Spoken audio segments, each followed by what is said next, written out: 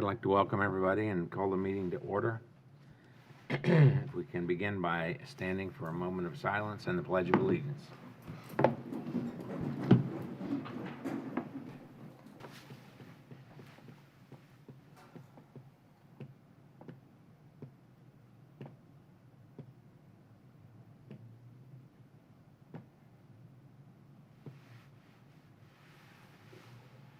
pledge allegiance to the flag of the United States of America, and to the republic for which it stands, one nation, under God, indivisible, with liberty and justice for all.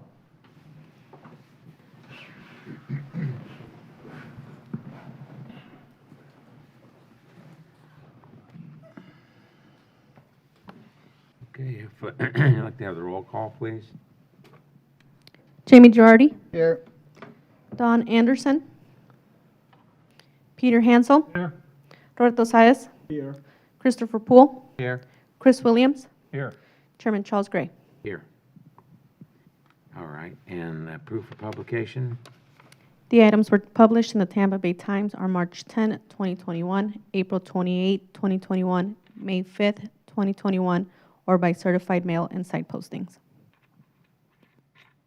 All right, and I believe we have some minutes to approve. Make a motion to approve the minutes from the March 25th, 2021 meeting. Second. We have a motion to approve the minutes, and we have a second. Any further discussion of the minutes? All in favor, signify by saying aye. Aye. Aye. Opposed? Motion carries.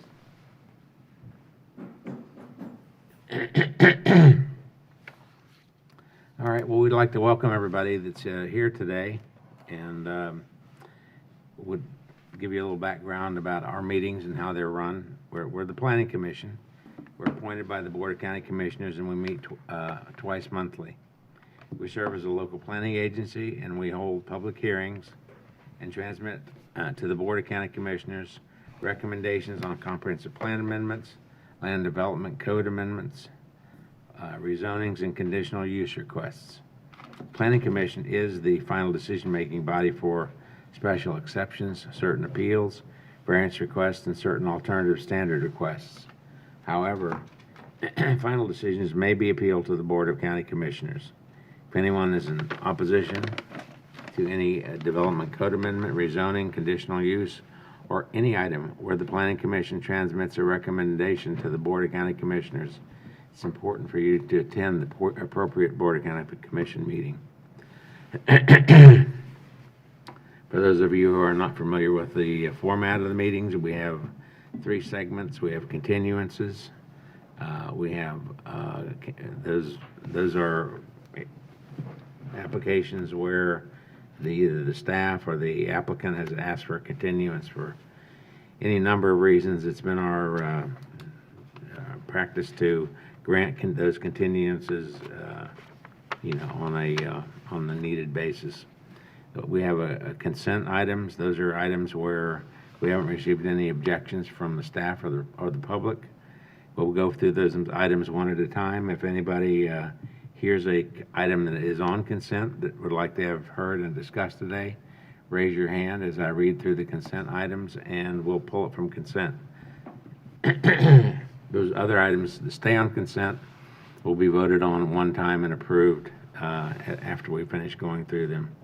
Then we have the regular items. Those are the items that are not continued and not on consent. Those are the items that will be heard today and fully discussed. Applicants will have 3 minutes to make their presentation, and the public will have 3 minutes to state their various concerns, if there are any. Following the presentation, then the applicant will have an opportunity, 5 minutes traditionally, to respond. If there has been a request for extra time, at least 24 hours in advance in writing, and I don't think there has been, to my knowledge, we may grant that time. Terry, are you aware of any requests for extra time? Yes, there is one.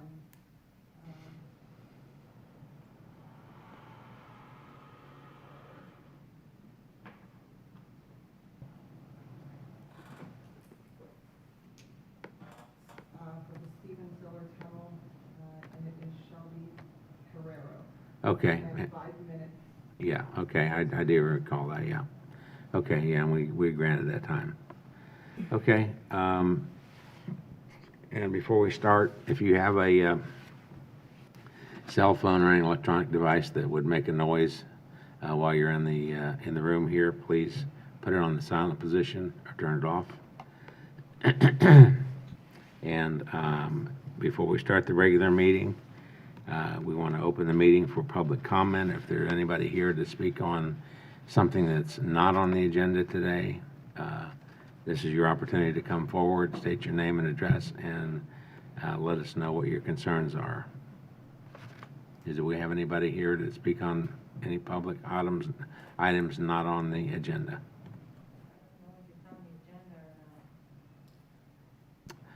Okay, do you, There was the solar farm, Liam just said that it's actually being revert, I guess, discontinued to June 3rd in Dade City. it's already been continued? Yeah, there was the one in Dade City. We continued last meeting. The applicant had, Okay, so we're not hearing that today? so we're not hearing that today. Okay.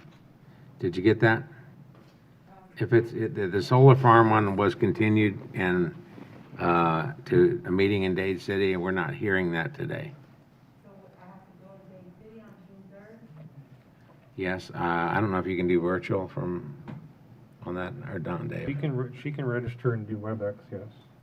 Yeah, we do have WebEx, so you can do it virtually if you want to register on WebEx. The internet's not that great in my area.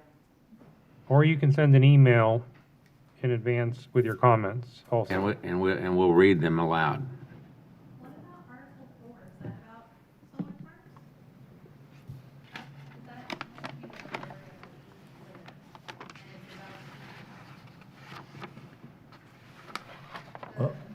Is that Mr. Chair, if we could just get them come to the podium because the Yeah. clerk's not going to be able to hear them. So All right, if if you you- all want to comment, can you just come to the podium, please? Yeah, you're gonna have to come up here, state your name and address, and swear yourself in.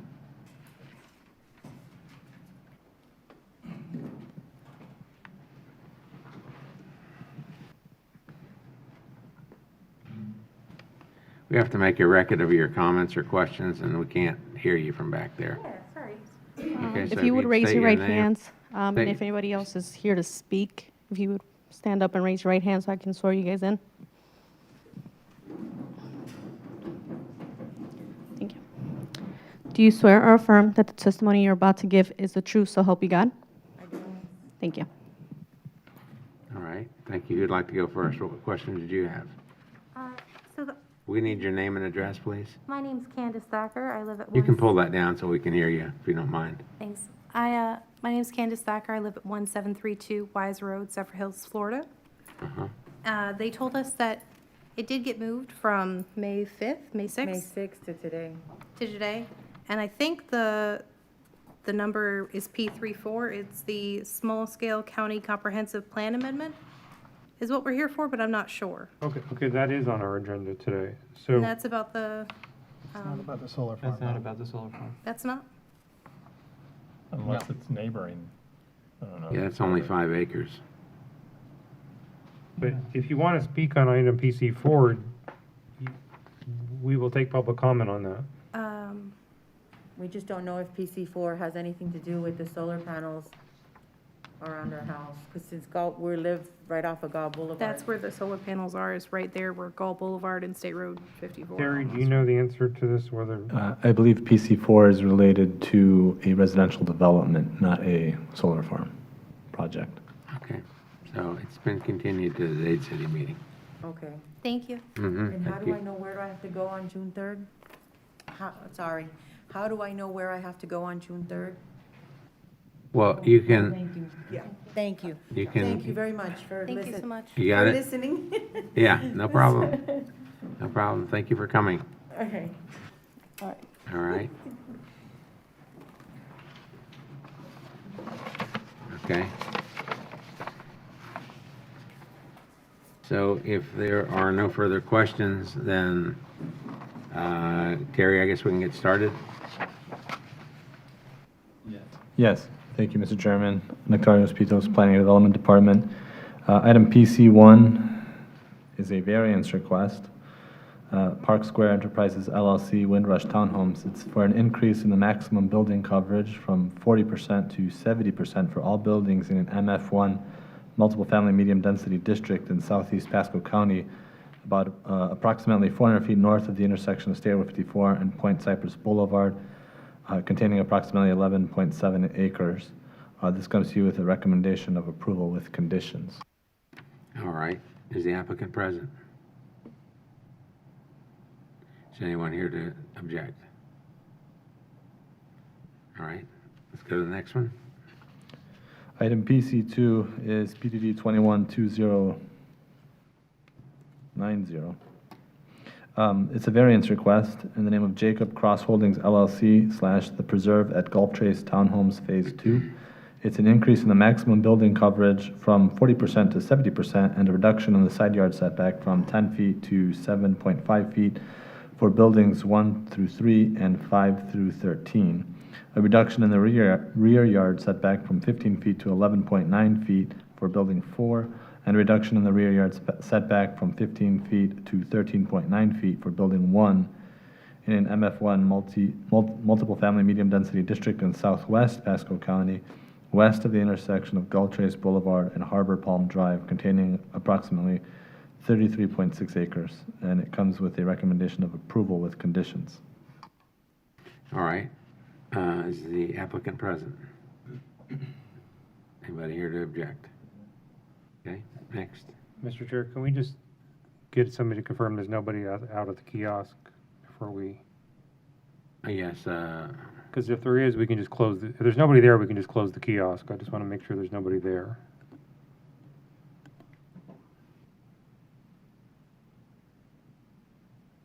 Terry, while she's looking at that, for a question, the variance in it, this is for this one and the item before, the lot coverage, is that because the townhome on the individual lot is covering more than 40%?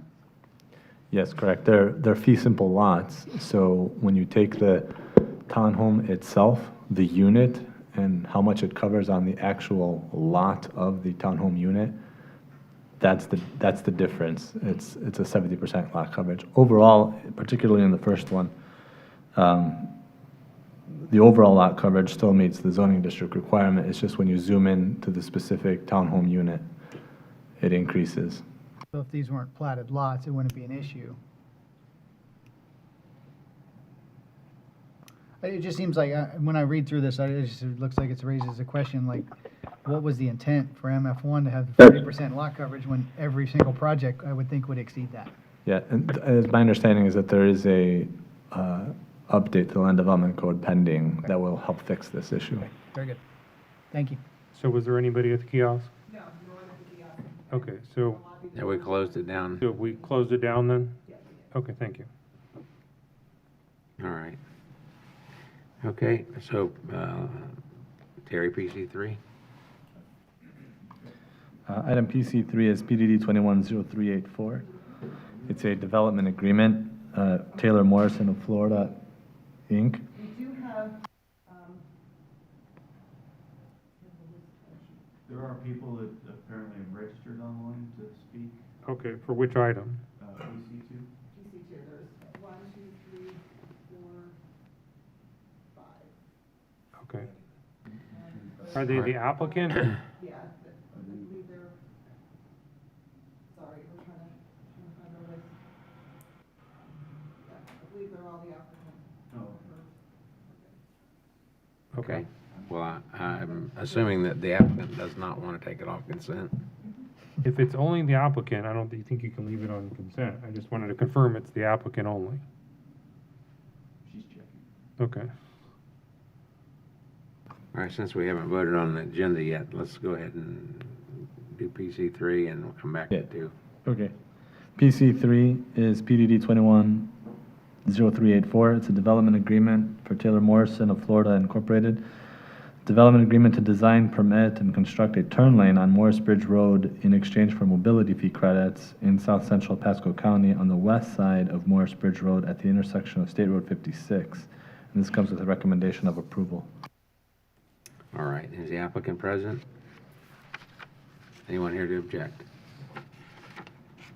Okay, next. And on item PC4, you will be acting as the local planning agency. It is PDD 210384. It's a small-scale county comprehensive plan amendment, CPAS 20-02, River Run. It's a small-scale comprehensive plan amendment to the future land use maps 2-15 and sheet 23 from AT major attractors to Res 3, residential 3 dwelling units per gross acre on approximately 5.05 acres of real property located to the east of Gall Boulevard and State Road 56. This comes with a recommendation of approval. This is related to a residential development.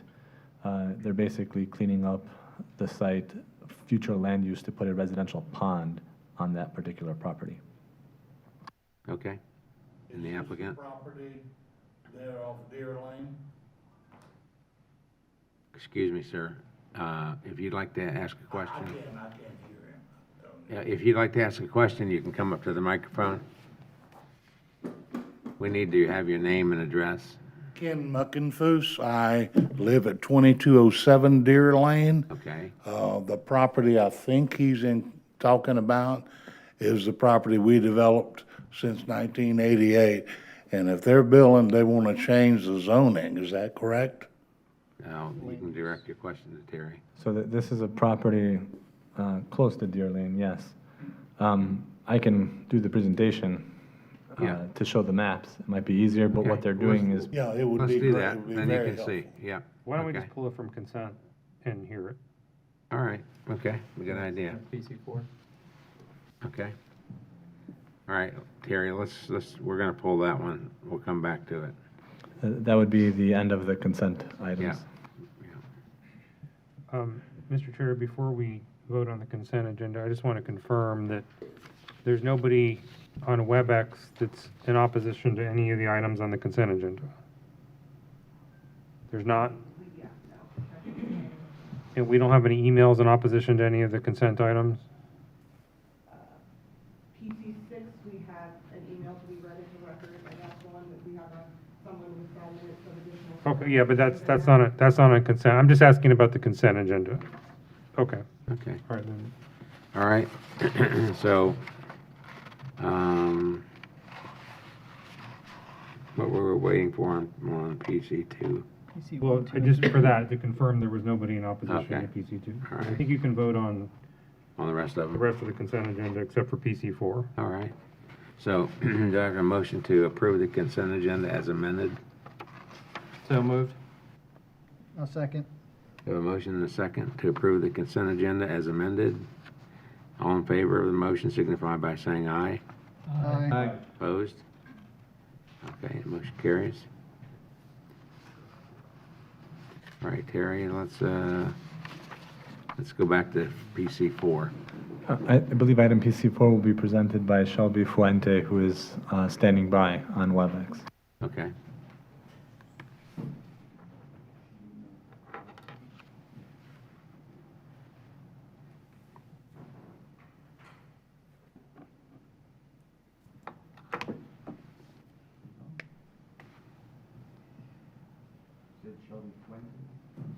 Yeah.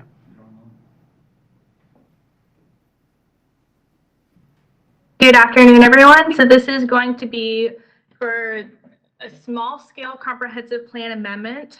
This is for River Run. So if you want to go to the next slide. All right. If you can go one more, please. I don't believe this is my PowerPoint.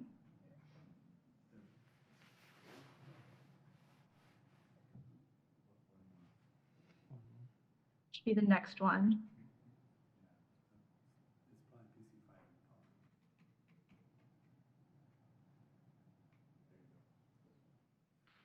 Thank you, thank you. So the proposal on this one is going to be to amend the future land use. That's going to be map 2-15, sheet 23. It currently has a future land use for major attractors and is being proposed to move to Res 3 to accommodate a stormwater pond. This is east of Gall Boulevard and north of the County Line Road. So directly it will be adjacent to Deer Lane Road. The proposed comprehensive plan amendment is for approximately 5.05 acres, and there is no rezoning action proposed at this time. During the comprehensive plan consistency review, then we have reviewed it against policy flu 8.1.4, and we have determined it is consistent with the East Market area. And then next. So this is going to be the location map of it. Directly above, then that is all going to be major attractors, and below it is Res 3. So if you want to go to the next slide, I'll probably show this a little better. Currently, this property, it does jut out into the Res 3 portion as AT, so we don't feel that it has significant impact to the actual overall major attractors future land use. And we do recommend the LPA to find this amendment consistent with the comprehensive plan and approve the Board of County Commissioners. Are there any additional questions for this? I think there may be. Do you have a question, sir, now? Yes, sir. Come on up to the microphone. I would like to know how they're gonna handle the traffic. That where this is an absolute dead-end dirt road that I've lived on since '88. The county does not maintain it.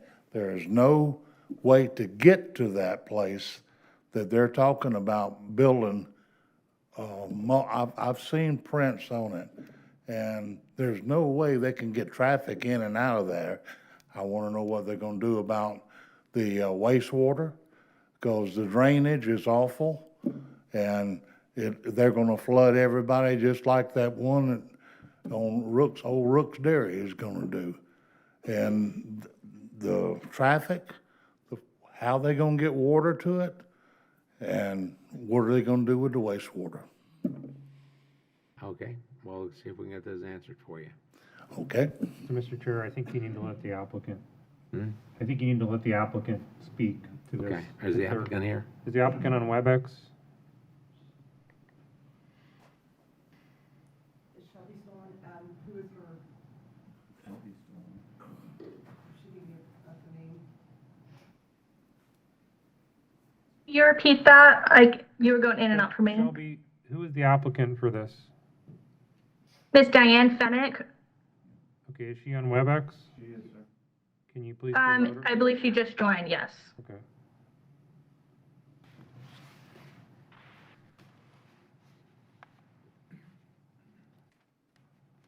Good afternoon. Can you hear me? Yes, Diane, can you please raise your right hand and be sworn, and just give us your address, please? Yes.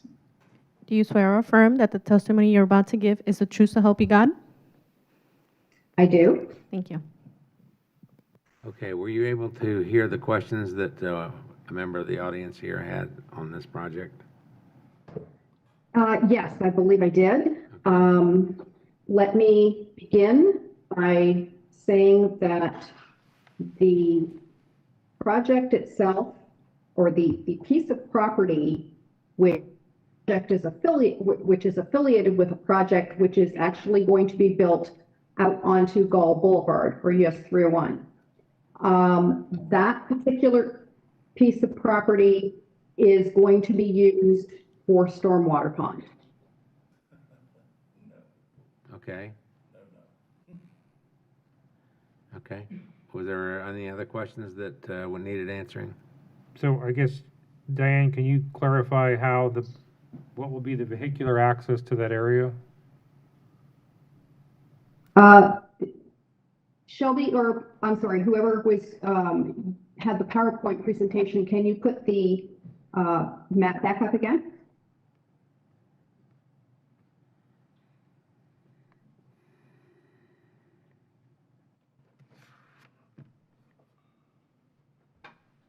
Is that the one you're looking at? Okay.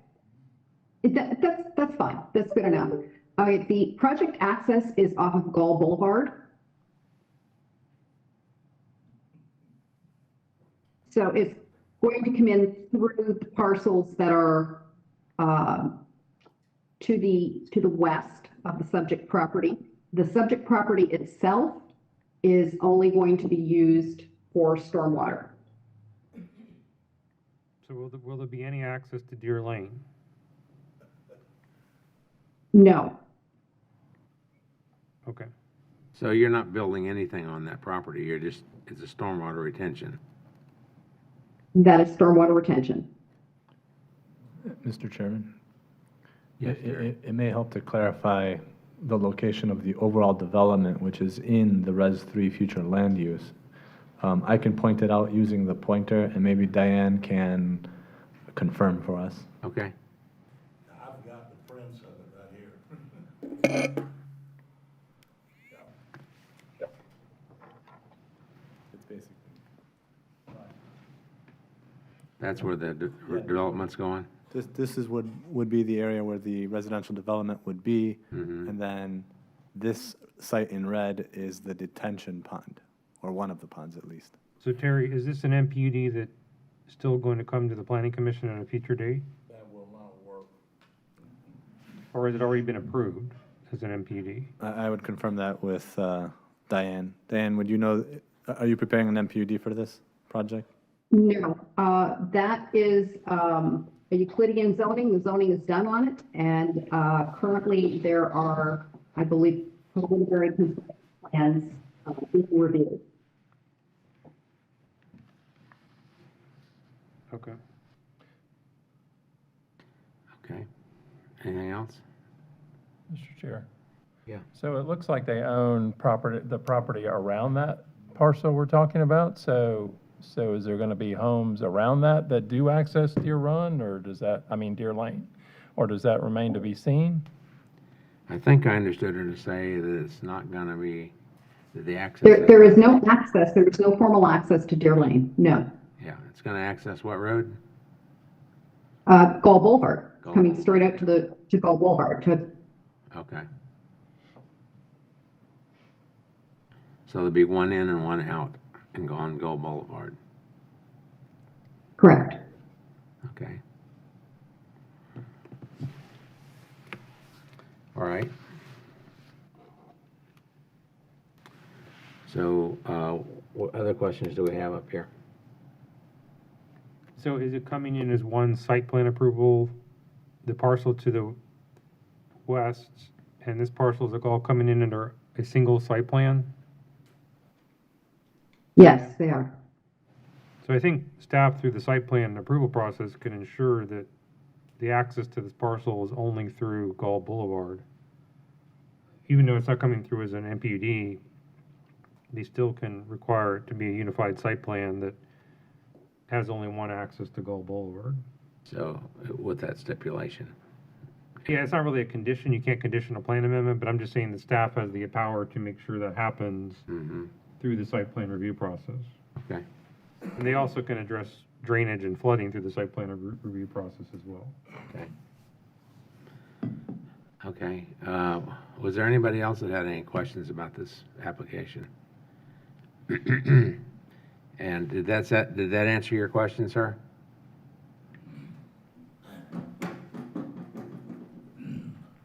Well, all I can say is there is no drainage there.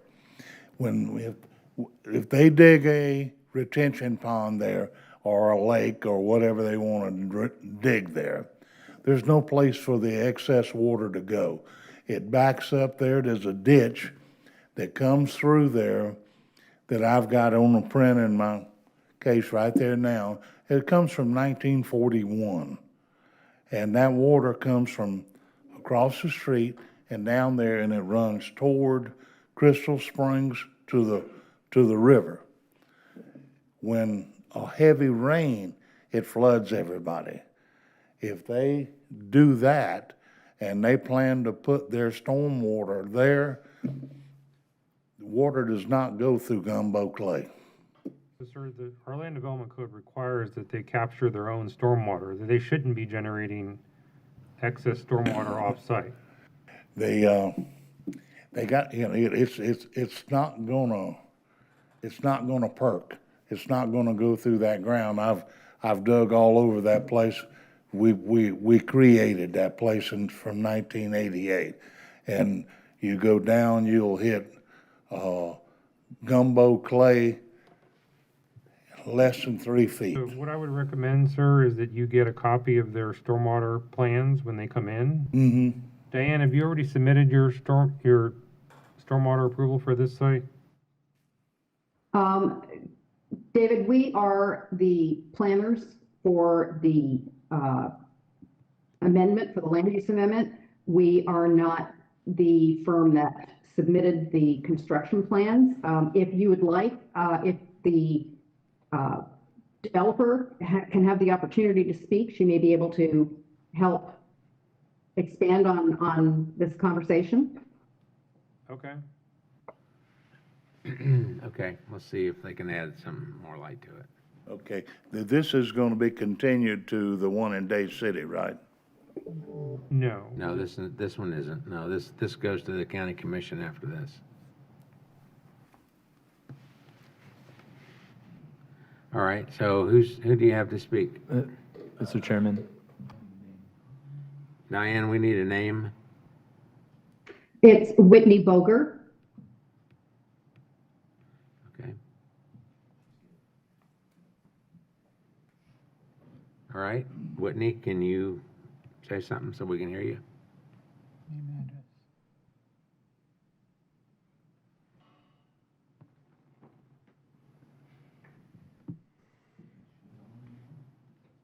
Whitney, are you with us?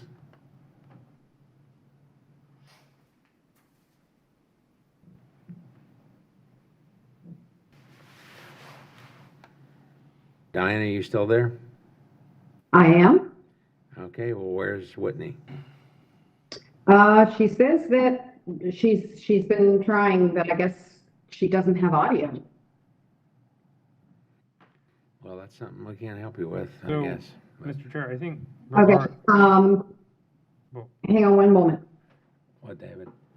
I was gonna say, regardless, I don't think this is really an issue that should be decided at the plan amendment stage anyway. This is a stormwater issue that should really be addressed at site plan approval, and my recommendation would be that staff take this gentleman's name, and then when we get the actual stormwater plans in for review, we make them aware that he can come in and look at those plans.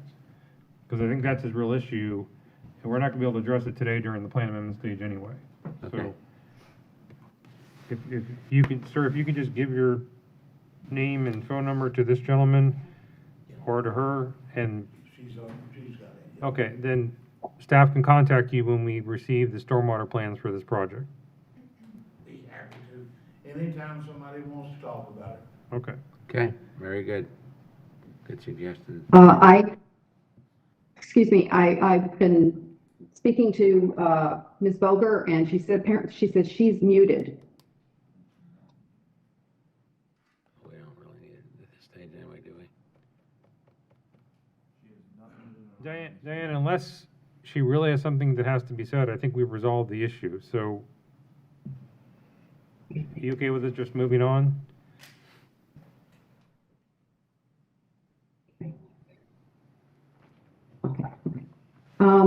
Okay, I guess unless anyone has any additional questions, I think we're okay. I mean, this is basically, it was a cleanup of the project itself, because we had a tractor land use there.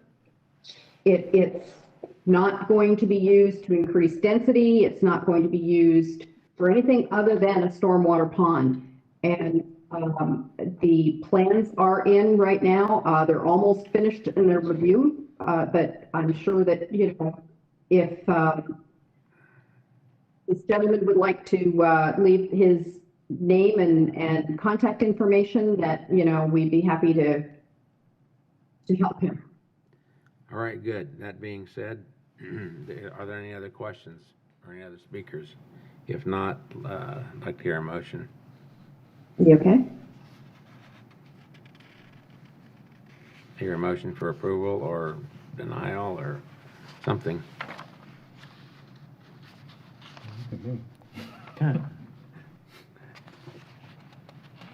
I mean, the bottom line is, that, I mean, the parcel is being used for a stormwater pond. It's not, I mean, we already talked about this. It's not being used to increase density. It's not being used for anything other than a stormwater pond. So with that said, I'll make a motion to approve item PC5. Okay. Second. We have a motion and a second. Any further discussion? All in favor signify by saying aye. Aye. Aye. Opposed, motion carries. Okay, and we have your name. I'll get you the information. All right, thank you, David, good suggestion. Okay, Terry, it's back to you.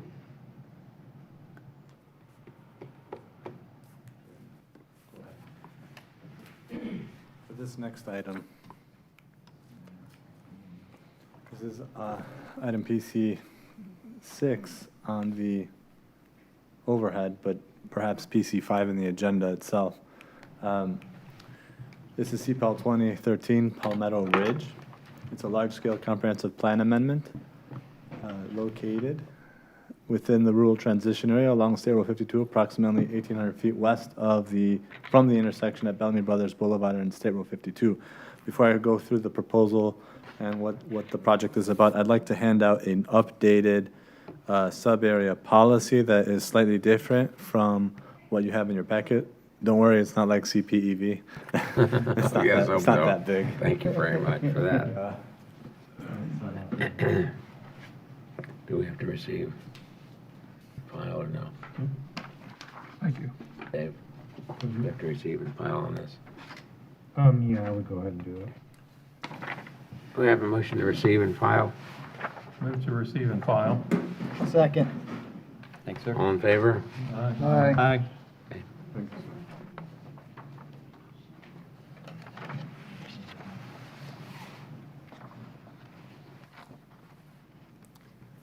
So the proposal for this comprehensive plan amendment is to the sub-area policy, future land use for 7.1.34, Fort King Ranch, to allow for an increase in residential units to a total of 2,500 residential units from 1,278 previously, and renaming the sub-area from Fort King Ranch to Palmetto Ridge.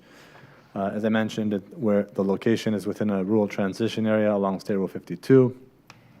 And the resolution here is to update the future land use map 2-9 and sub-area map 2-934, Fort King Ranch, to depict the name change. There is an accompanying master planned unit development MPUD district that will be forthcoming in the future.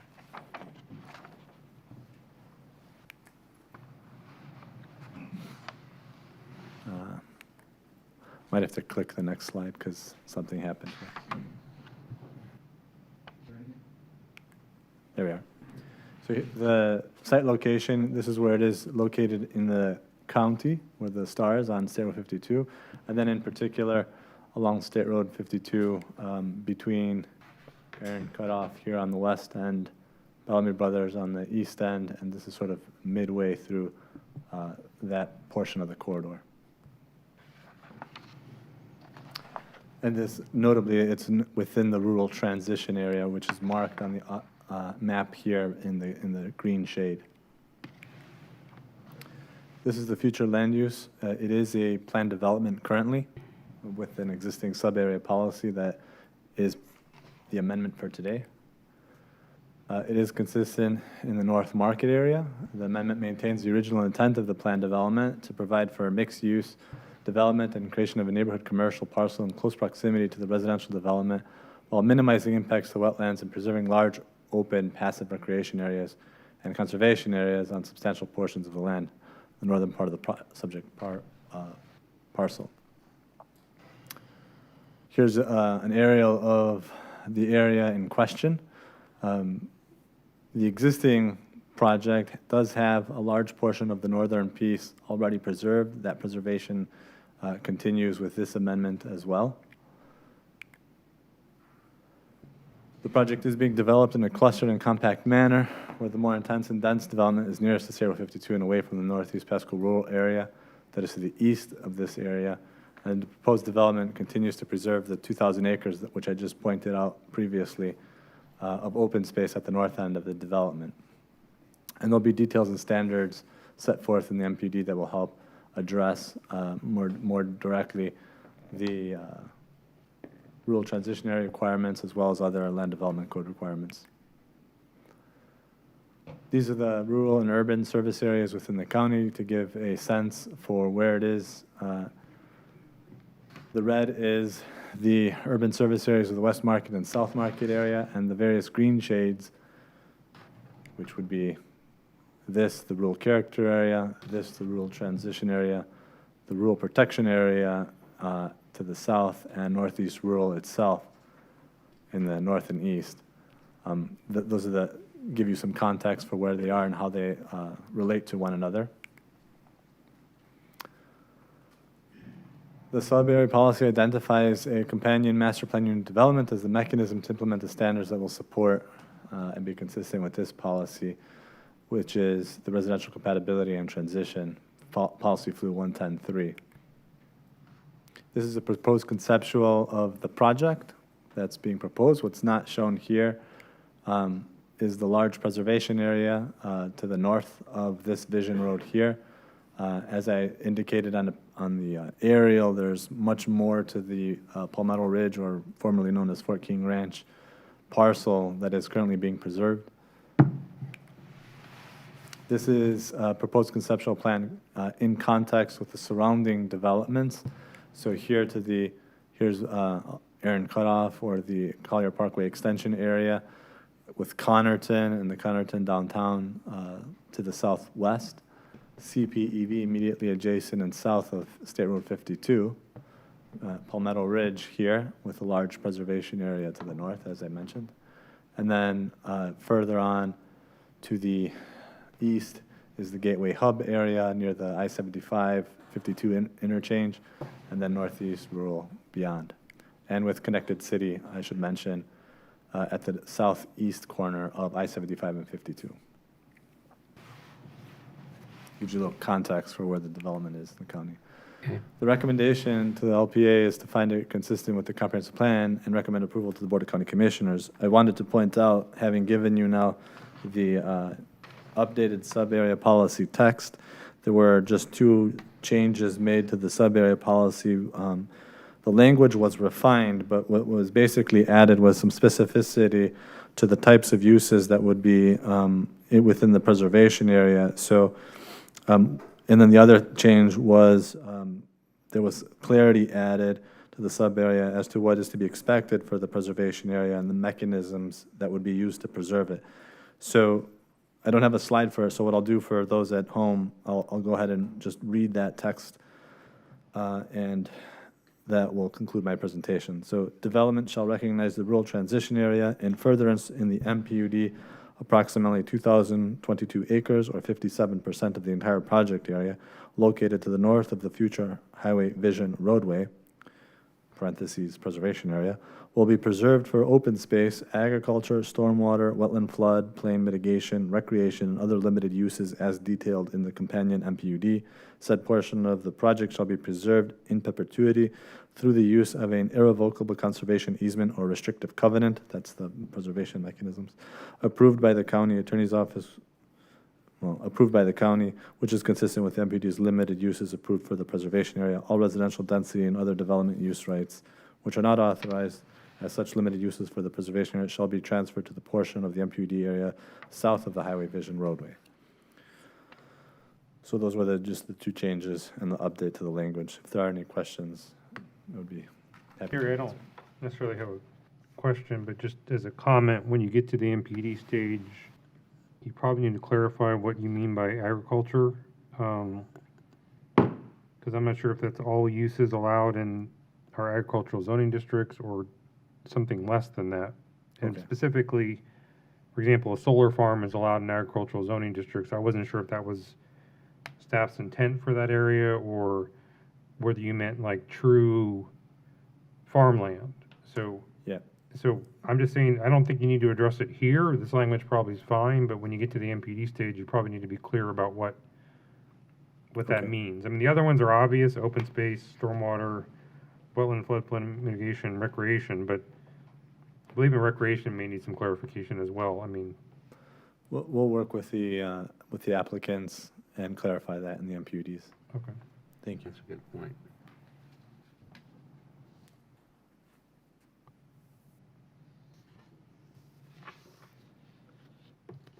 Mr. Chair, you probably should hear from the applicant now. Yes, and the applicant is online. Okay. Is this Mr. Two? Mr. Two, yes.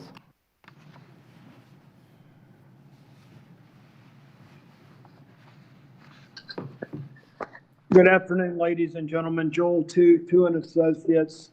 Can everyone hear me? Yep. Thank you. And I did not take the oath because you didn't swear everyone. So, Mr. Chairman, if you need to swear me in, I'm happy to do that. All right, let's do that. Raise your right hand. And do you swear or affirm that the testimony you're about to give is the truth so help you God? Yes, thank you. Thank you. Mr. Chairman, ladies and gentlemen, I'll be very brief. We are in 100% agreement with the staff's sub-area policy language. I've worked that out previously with staff. So the version that Mr. Pitos gave you today is acceptable to the applicant. And to Mr. Goldstein's points, yes, we understand and we intend in the MPUD that we will flesh out the details. And the ag uses are intended to be for traditional ag uses. We certainly do not mean a special exception or conditional use for a solar farm. And the recreational areas are intended to be park-like uses, possibly equine, horse uses, things that are entirely consistent with that being a preservation area. So no issue about that, and we'll be happy to work those out in the MPUD details. Just to clarify, this property already is an MPUD, so this will not be a new MPUD. It will be an MPUD modification of the pre-existing, previously approved MPUD. Thank you. All right, thank you. Any questions from the dais? Yep, Chris.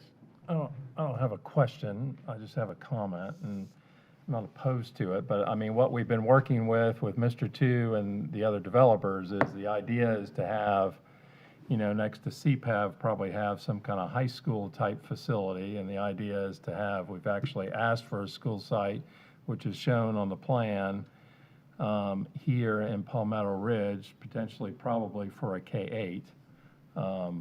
But I just want to indicate that, you know, adding another 1,200 units along with what was already there, along with some of the other stuff, now we're starting to bump into, you know, potentially we might need additional school sites elsewhere. So I'm just cautioning that we start getting much more units out in this area, we're going to need to be looking at that.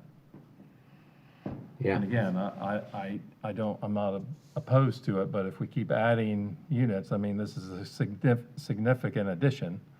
You know, we're going to be in a spot where we're going to have to figure that out. So do you have a question you want to put to Mr. Two, or? Question, I'm just kind of stating that. Okay. Just to. Mr. Chairman, I'm happy to acknowledge that if I could do so for a moment to ease those concerns. Yes, please go ahead. Yeah, Chris, as you know, we vetted this with you and Mr. Tonello before the pre-app. And in fact, I understand all you have before you is the CPA, unfortunately not the companion. But I think, as you're aware, our MPUD modification plan, we are actually increasing the school site size in Palmetto Ridge. I believe originally we reserved an elementary site for you. Based on our discussions with you and Richard, we've agreed to actually provide what can either be both an elementary and middle school site, or, as you said, a K-8 site. So we're accommodating that on the north side in Palmetto Ridge, and then in CPEV, as you know, from those proposed area policies, we are giving you control on each of those MPUDs, and we have told all those landowners in CPEV that at the end of the day, you may well need some type of site there, maybe even be a high school, and as we've discussed, it may be a technology school that is in keeping with that. So we hear you, we understand the need, and we understand this is a moving target. But I think as far as Palmetto Ridge is concerned, I think it providing the elementary and middle school site is certainly probably a fair contribution on its part. And Joel, I don't disagree with that. I think that's a very fair assessment, and so I agree. And I wasn't indicating that we're looking for more from Palmetto Ridge. I just want to, and I think you've done a good job of clarifying that, and we want to continue discussions and with staff. But yes, on this overall area between CPEV and Palmetto Ridge and Faircloth, and there's some others, just making sure we have, the school sites covered. I'd say so far, I think we're okay. But again, I'm just cautioning that if lots more units come to this area, we're just going to have to examine that. And like you said, you've been working with us on that, and we appreciate it. And I think we're okay for right now. Fair enough. Thank you. Okay, good. Well, I think it's good we got that on the record, though. Any other questions from the dais? Yeah, Jamie? How did they get from the 1,278 units to the 2,500 units? I'm happy to try to address that, Mr. Chairman. Yes, go ahead. The original approval, if you look at this acreage, it's a massive project. And even with the set aside of over 2,000 acres on the north side, which by the way is the largest property set aside I've ever had a private owner developer agree to do in the history of my 41 years anywhere. But with that said, the acreage south of that Vision Road still was very much underutilized. When you do the math on the acreage, we are still at a very moderate suburban density, even with this bump. So the short answer is it was very under entitled originally, and with the infrastructure, the roadways and the utilities, it's simply not economically feasible without having what is a more typical suburban density. And yet, as you'll see, we're able to do that, and yet we're still providing an elementary and a middle school site. We're also providing a public services site to the county for fire EMS and/or sheriff substation. So it is not going to be over entitled. It's going to be actually reasonably entitled if this modification passes. So Joel, the 1,278 units, were those 50-foot lots as well, or did the density increase because you got smaller lots? We had smaller lots before. We might, and Diane or someone from Height will know the answer. We might have possibly dropped from 50 to 40s, but I believe before it was your typical, it's always been a small lot clustering concept, that we would have smaller lots, have a more compact development footprint. But we can get this density with 40s, 50s, 60s. I mean, it's massive in terms of acreage compared to density. Yeah, the only reason I bring that up, and as I look at it, and I know it's only a conceptual plan, this is only a land use amendment, so this is probably a non-binding document and all that, but you are showing 50-foot lots that butt right up to 52. I was by far in the minority when I sat up here when CPEV came last meeting or 2 meetings ago, and I mean the argument there is that even though CPEV was providing all this infrastructure and all these improvements, people up here were all against it, and there was a large outcry from the public about allowing people to do that. Yet we're going to allow, and we're giving them more density to put more units, and there's density right up on 52 here. I think there's a huge contradiction, only separated by 52. Well, actually, yeah, I hear you, Jamie. But actually, at that CPEV hearing, there was no outcry from the public. The outcry was from the Economic Development Council and the school district, and not from the public. We had one objection from a CPEV landowner. But the short answer is I've been assured by Height Design that they can set back from, in the actual MPUD plan, that they'll be able to set back, provide adequate buffers, and they'll be able to shape an attractive community because there's actually more acreage south of the road than you need to accommodate this density if you do a clustered development. So there will be open spaces, there'll be buffers. We're obviously not going to create a project that's not marketable and can't be sold to new home buyers. No, I hear you, and I appreciate that, Joel. Is if somebody, and I don't, again, I don't know that the land use is the place to do that, but if somebody can address those concerns that the Economic Development Council brought up about, all of a sudden you have residential and they're gonna come in and they're gonna be this big opposition to this, all this industrial use that we want on this property. I think that as long as that's being considered, I'm okay with it, but I just wanted to make sure it was. Yeah, I hear you, and even though it'll be the subject at the next meeting, we believe we have resolved the EDC questions about CPEB for what that's worth. Hopefully, good news there. But I also point out, again, this is an approved MPUD, so we already have the residential approved in this project. So this is not a new idea. This thing's been approved for years. And in fact, Fort King Ranch was probably originally approved 15 years ago for residential development on 52. Very good. That's all I have. So one other way of potentially addressing this issue is I do remember that CPV had a requirement for them to post signage around the employment areas to put everybody on notice that it was going to be a future light industrial or employment area. Is that language still in CPEV? That is still in CPEV, yes. So I think the combination of that signage and then maybe in Palmetto Ridge, if we impose some kind of disclosure requirement to their residents that across the street is going to be light industrial and employment, that's probably going to be, at least put them on notice that it's going to be there. So staff just needs to make sure that when CPV comes in, that signage is something that even the people across the street and across 52 can see. That I think PDC's main concern is that they don't want a bunch of residential coming in there and not knowing that there's going to be light industrial and employment there. Right. So I think if staff makes sure that signage in CPV is readily visible to everybody, that will probably help address that concern. Yeah, I think you're exactly right. It's a good point. All right, anything further from the applicant? If not, is anyone here to object? All right, do we have any other questions from the dais?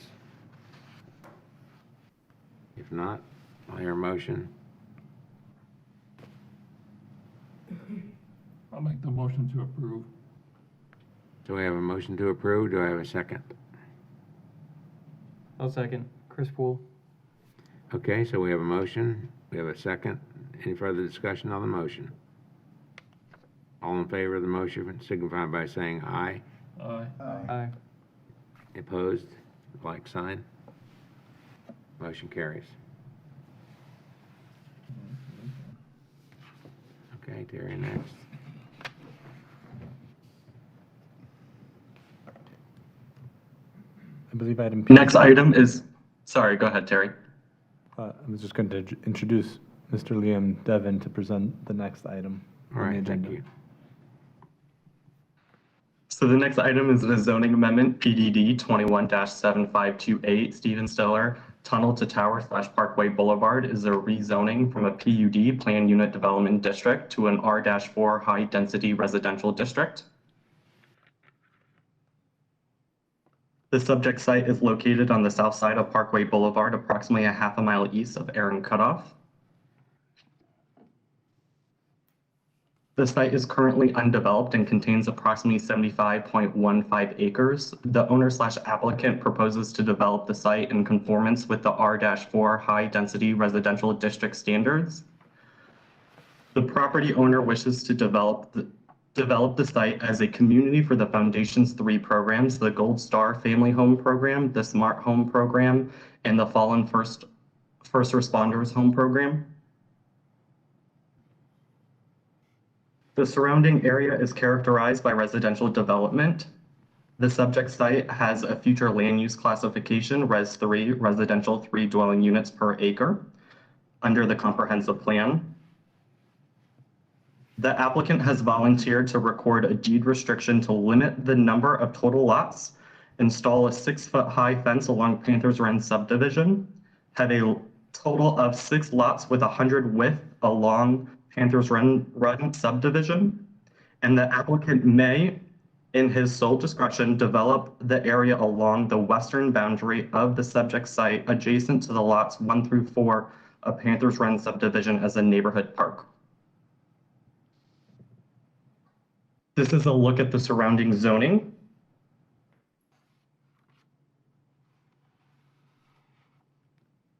This is a look at the surrounding future land use classifications. To the north and east is Res 3, and to the south and west is Res 3 and Res 6.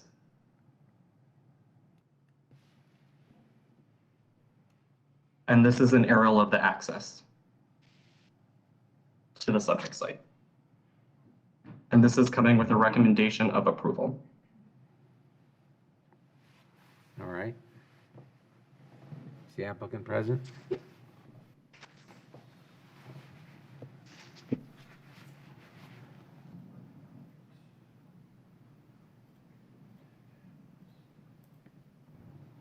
I believe the applicant is virtually present. Can I ask a question of Liam? Sure, David.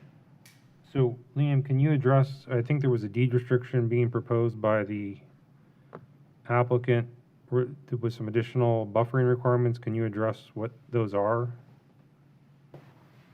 Mr. Chairman?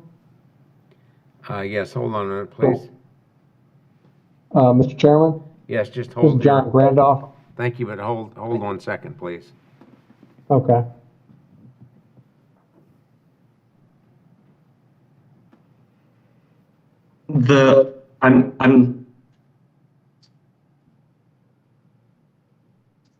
I don't believe the deed restriction had buffering requirements. I can go through the deed restriction if you would like, Well, just whatever the item by initial- item. Because that's the main change from the last hearing to today was the deed restriction. That was why this got continued, right?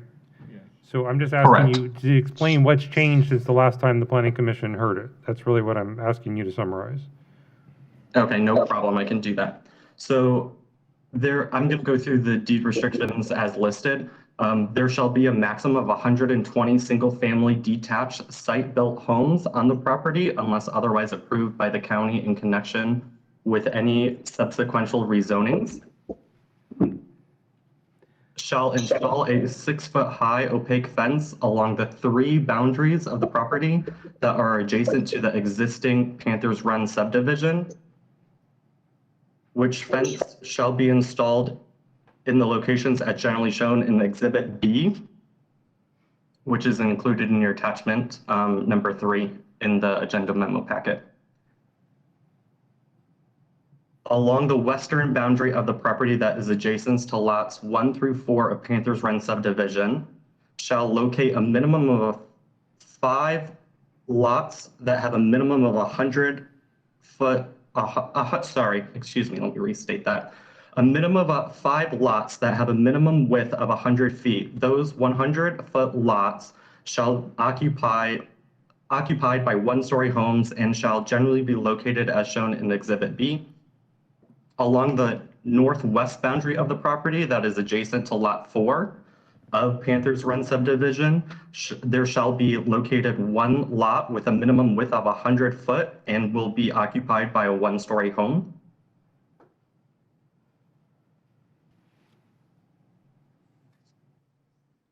And then as an alternative to the location of the 100-foot width lots, as described in this section,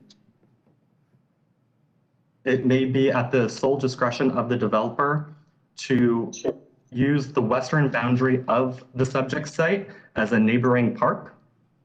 I will also like to note that Planning Commission did request that the rezoning be limited to the beneficiaries of Tunnels to Tower programs. The applicant has refused to place that commitment in the deed restriction.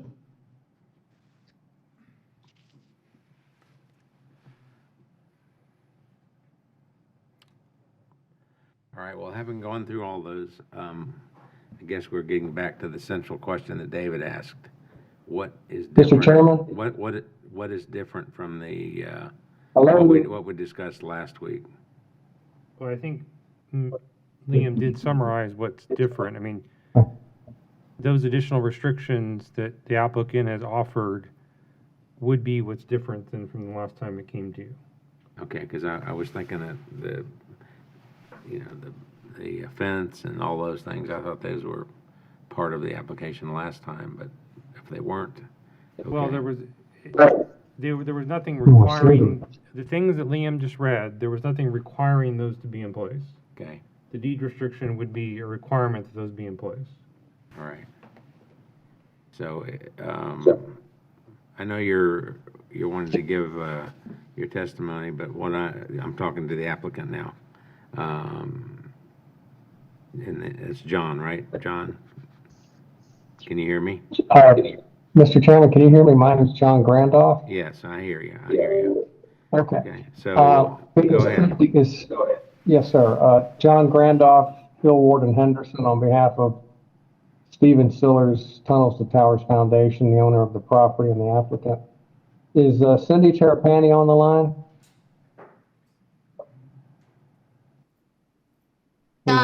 John, I'm sorry, this is Gina Della Regione. I see that Cindy is on the participant list, but she didn't get moved up to the panelist. Okay. Can we promote Cindy, please? I have been added. Oh, hi, Cindy. Thank you. Thank you so much. Okay. I believe, come on now. Okay, Cindy's on. Mr. Chairman, if I may introduce Cindy Terrapini and ask her to summarize the application before you, and then I will have some comments on the deed restriction document. All right, Cindy, go ahead. Yes, sir. Thank you, Mr. Chairman and members. I'm Cindy Terrapini with Terrapini Planning Strategies. My address is 128 East Tarpon Avenue. I am the applicant's representative along with Mr. Grandoff, and I represent Stephen Siller Tunnel to Towers Foundation, who is both the applicant and the property owner for the rezoning. Before I start my presentation, just to answer your question, Mr. Chairman, when we were before you last month on April 22nd, there was no deed restriction at all. We had verbally committed to the neighboring property owners that we would do a fence. It wasn't confirmed in a deed restriction, and there were no other provisions with regard to the lot size at all. So that is new. The entire deed restriction is new today. Okay, thank you. In that month, we looked at the concerns that were raised both by you and Panther Run, which is our neighbors to the west. And we believe that the deed restrictions preserve the rights of the tunnel to towers while addressing the concerns of our neighboring property owners. The deed restriction is in your packet, and Mr. Devine has discussed them, but I just want to highlight a couple things to clarify. There is a maximum number of units of 120. It must all be site built. No modular will be allowed, which would be allowed normally in the R4. The 6-foot fence is along the 3 shared boundaries of our neighboring property for Panther Run. Your code does not require a fence or any type of buffer because the 2 uses are the same. They're single-family detached homes. But we are committing in the deed restriction to do a 6-foot solid fence along those 3 property lines. Then along the western edge, where before we had all 60-foot lots, mostly 60 with some 100-foot lots, we are committing to 5 100-foot lots at a minimum. There could be more. And these 100-foot lots will be for the injured veterans, and therefore they will be 1 story. The 5 larger lots, we've strategically located them in proximity to the existing homes to minimize the number of homes backing up to Panther Run. Along that southern boundary next to Panther Run Lot 4, same concept, but there's only 1 home located on that boundary of Panther Run. So we are committing to 1 100-foot lot in general proximity of that existing home. The commitments of this deed restriction reduce the number of lots along that western boundary from 13 to 10 total.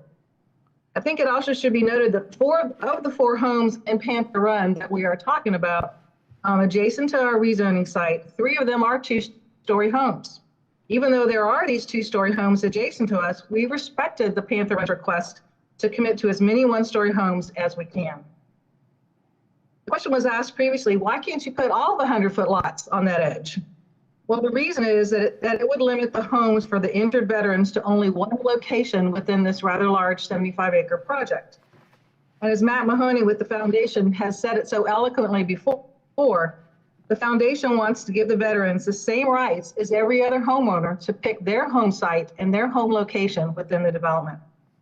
If all of the 100-foot lots are on one side of one street, which is what that would require, not only does it eliminate the personal preference for that veteran, but it creates the feeling that they are being segregated from the rest of the community. And that is the last thing the foundation wants to do, is they want to create a community of people who have shared experiences and can help each other and live in harmony with their neighbors. Again, the foundation proposes only single detached homes, no townhouses, no multifamily. Neither of those are allowed in the zoning district that we have requested. Another question was asked is if the foundation would commit to allowing only disabled veterans and their surviving spouses to live in the neighborhood. On the advice of our attorney, we have not included this for a couple of reasons, and I'll just list the plain reasons, and Mr. Grandoff may have some other comments. If you restrict this development to one class of homeowner, and indeed a protected class of disabled persons, that's counter to federal and Florida housing law that require equal opportunity for everyone to live wherever they would like to live. But also, we're really asking you to approve this rezoning based on its merits. We've demonstrated that the rezoning complies with all your criteria, and indeed, your staff agrees that it complies with the criteria and has recommended approval. The single-family homes are compatible with the existing single-family homes. All utilities are available to the site. There's an elementary school and a middle school, Pineview Elementary and Middle, south of the site. The road network has capacity for the development. We plan to preserve almost all the 26 acres of wetlands on our site. And we are being developed at about 25% less than the residential 3 plan category. We're not asking for any plan amendment change. And then finally, as you all know very well, the site will have to go through the county site plan review process and also SWIFMUD. And we will have to demonstrate that the site can meet all of the county site development regulations. We believe the site size and configuration can do that. We've done some preliminary engineering to demonstrate that it can. In summary, the rezoning complies with all of the criteria. The rezoning district that is being requested allows only single-family homes detached, and that's again confirmed in the deed restriction. As the property owner, Tunnel to Towers is committed to developing the site as only a single-family detached neighborhood.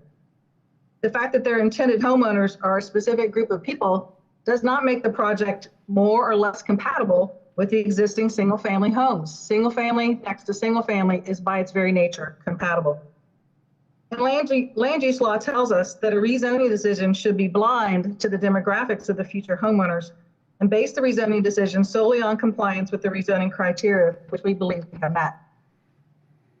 One last note, we do ask you to give consideration to the Foundation's excellent 20-year track record of developing single-family homes in various parts of the United States.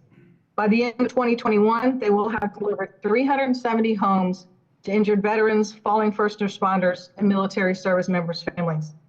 The Foundation respectfully requests you approve this rezoning to allow them to build the first neighborhood in the United States to provide homes for their constituents. Thank you very much, and I'll turn it over to Mr. Grandoff for some closing comments. For Ms. Terrapini first. Say it again. Can I ask her a question? Yes, I'm sorry. So Cindy, I get your point about the zoning being blind to the occupant, which I agree with, but then why did you say that certain homes would be one story because they were going to be occupied by disabled veterans? I mean, to me, I get your point, but if we're going to be blind, it should be blind, completely blind. In other words, we shouldn't be saying a home gets to be one story because it's going to be occupied by disabled veterans if we're going to be blind to the occupants. Would you agree? Not exactly. If I can explain a little bit what we were trying to address with dealing with the 100 lots and the one-story homes was to deal with the neighbor's concern about two-story versus one-story. And as I said, there are some two-story homes next to us, but that was a concern that the neighbors had, and so we elected to deal with it. We're just by way of explanation, the larger lots are one stories because they do serve a particular constituent. But be that as it may, the most important part we're trying to stress is that there will be a minimum of 5 one-story homes along that west edge. We tried to locate them in a place as close to the existing homes as possible to minimize the number of homes adjacent to Panther Run, which was the neighbor's concern that we were trying to deal with. Yeah, I just want to make So sure. it's not that they happen to be. I get your point. I actually agree with you that the zoning Sorry, go ahead. decision should be blind to the occupant. It's just that I'm confused because you yourself made a comment that some of the homes had to be one story because they were going to be occupied by disabled veterans. But my understanding is we're not taking that into account. Well, who's going to occupy it? right?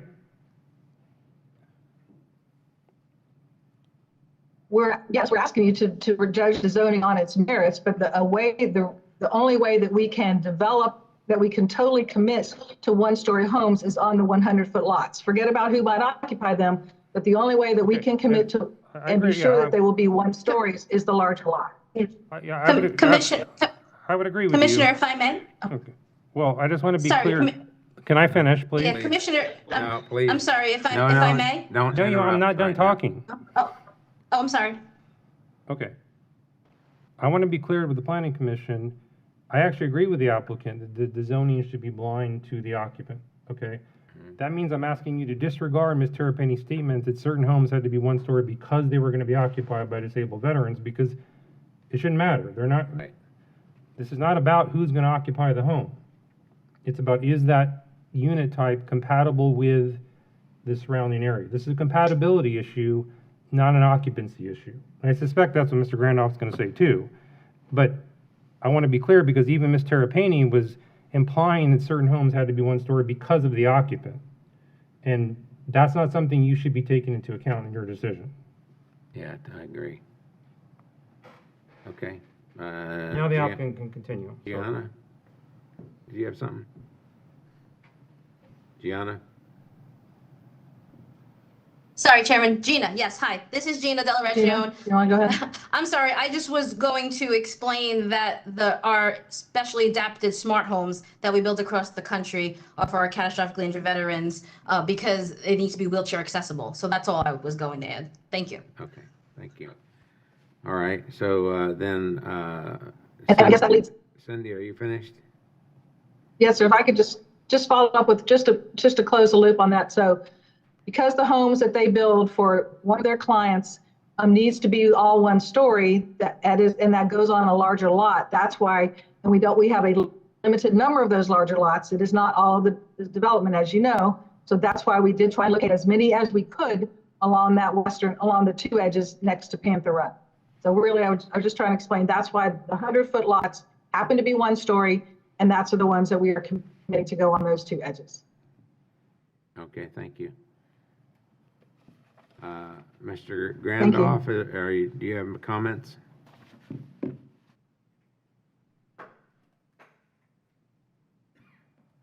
think you must be muted. Mr. Grandoff, you need to unmute. Yes, Mr. Chairman, can you hear me now? Yes. Okay. John Grandoff on behalf of the applicant. A couple things. I'd like to reintroduce Gina in a moment so she can explain to you the ownership protocol for these lots when the Gold Star families move into them.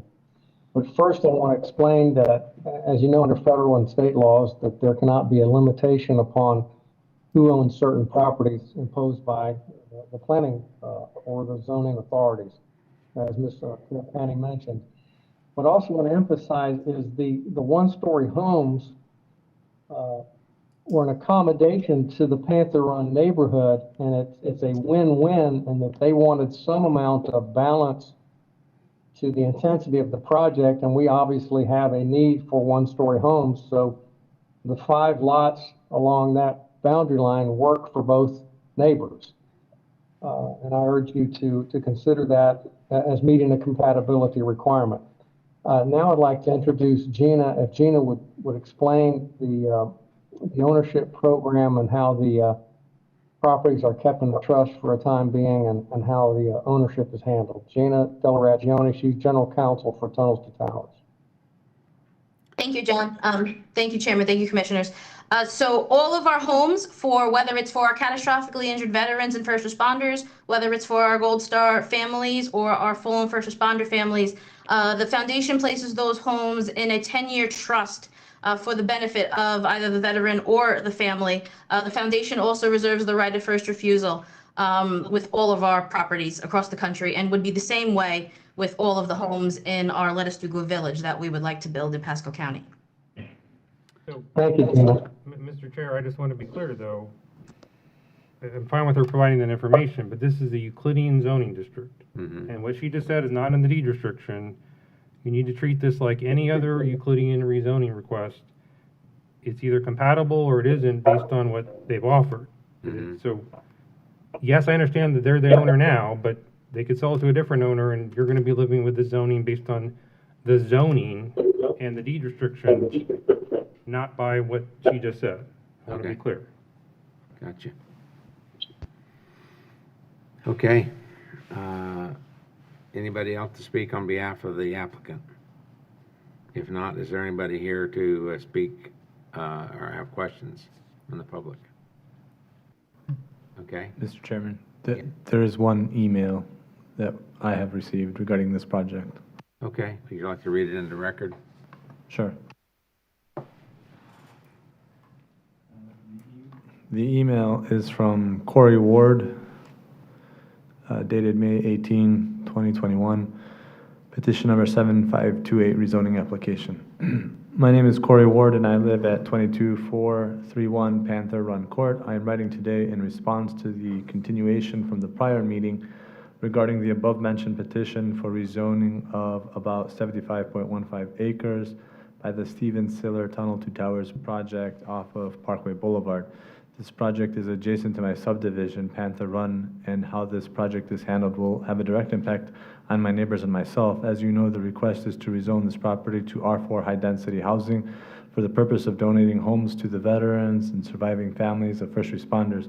I could not be more supportive of this mission, as my family is comprised of both military and Pasco County Fire Rescue. At the last meeting, the commissioners requested that Tunnel to Towers add a deed restriction that the zoning be limited to the beneficiaries of the Tunnel to Towers program. My understanding is that they have refused to place this commitment in the deed restriction for rezoning, and my question is why. Without this language, there's nothing legally preventing the applicant from selling the homes to persons that are not military veterans, first responders, or their families, or from selling the entire property to another residential developer. If their purpose is to develop this property for use as they described, adding the language to secure the zoning should be a non-issue. The only reason not to add such language would be if there were other plans for the property that did not include the purpose they have stated. That is where my concern lies. If a developer was here at this meeting requesting this zoning, the answer would be a quick no.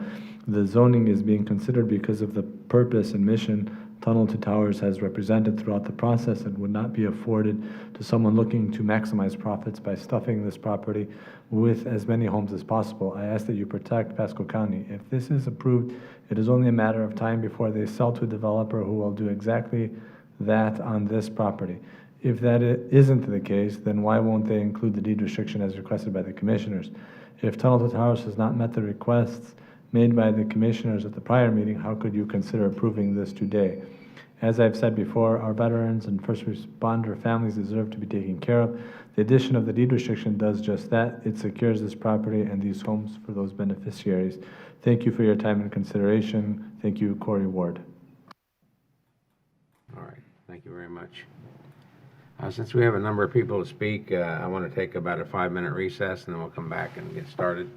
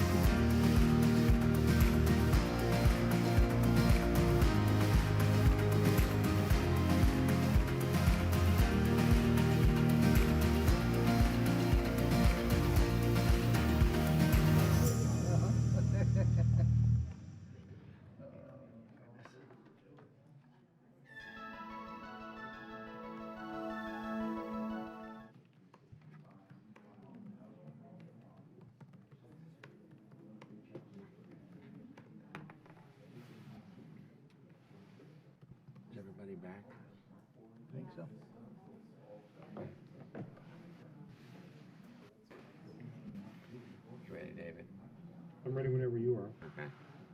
Terry, are you all set? Okay. Okay, we'd like to call the meeting to order. We can just have your seats, please.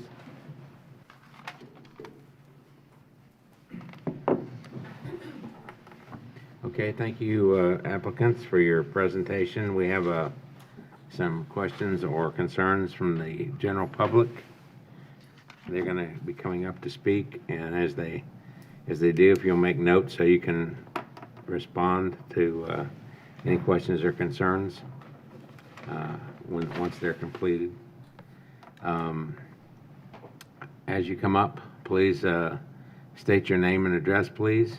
And what I try to do is try to make sure that everybody doesn't come up and say, you know, I'm concerned about the traffic.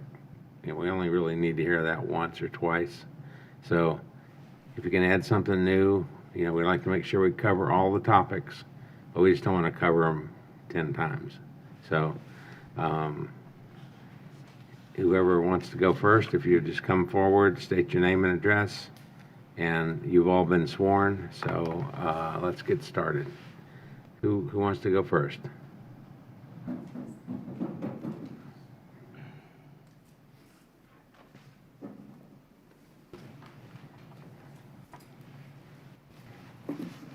Hello, my name is Shelby Carrero, and I live at 6448 Paw Place. Before I go into my script, because I will not remember this, I just wanted to address Ms. Terrapani's. She mentioned about the two-story homes being in Panther Run. I think she said we're lots 1 through 4. I live on lot 3, and my house is a one-story home. I just want to thank you guys for allowing me the opportunity to speak again in opposition of the R4 rezoning that is being requested by the applicant. After reviewing the deed restriction, I am disheartened, to say the least, that our valid concerns we have expressed several times have not been taken into consideration by the applicant. The fact the applicant has ignored its future Pasco County neighbors, as well as the Pasco County Planning Commission, should speak volumes as to what their plan was this entire time. As you see in the memorandum, they have refused to put in their deed restriction that they will not sell the land to a developer, or that they will not sell the homes to people that are not military veterans, first responders, or their families. Therefore, the applicant's narrative doesn't hold true. During the last hearing, the Vice President, Matt Mahoney, advised that the foundation was excited to build their first community for our nation's heroes and their families, and had the wherewithal to do so. Then why wouldn't you put that in writing? I wanted the Planning Commission to know that prior to the first hearing on April 22nd, myself and a few of my neighbors had been in contact several times with the applicant, and they were already well aware of our concerns with developing the land as high density and our unease with their current plan. I thought after the applicant heard some of you mimic our concerns, they would adjust or change their approach. This did not happen, and the only thing I see they took away from this was that a 6-foot fence would make everything better. It was an insult to see their updated site plan. I will not go into every detail as you have the new plan in front of you, but the previous plan had 22 homes lining Panther Run, and the updated plan has 19. So they took away 3 homes. On the new plan, they have also lined 2 additional properties in Panther Run with homes. Of the now 19 homes that line Panther Run, only 6 are 100 by 100 foot lots. If you look at lots 28, 24, and 22, you will see the placement of these lots do not make sense. 2 of the lots are placed in front of RV barns, and 1 doesn't back up to a Panther Run residence. In the deed restriction, it states only the 100 by 100 foot lots will be one-story homes. With that said, they did not change anything in regards to our concerns for 2-story homes, as the 100 by 100 foot lots were in their original plan as 1-story homes. I will still have 2 homes in my backyard, one of those a 60-foot by 100-foot lot with a 2-story on it. As I said before, 2-story homes will provide my family with zero privacy, as they will be able to see my entire backyard as well as a portion of the interior of my home.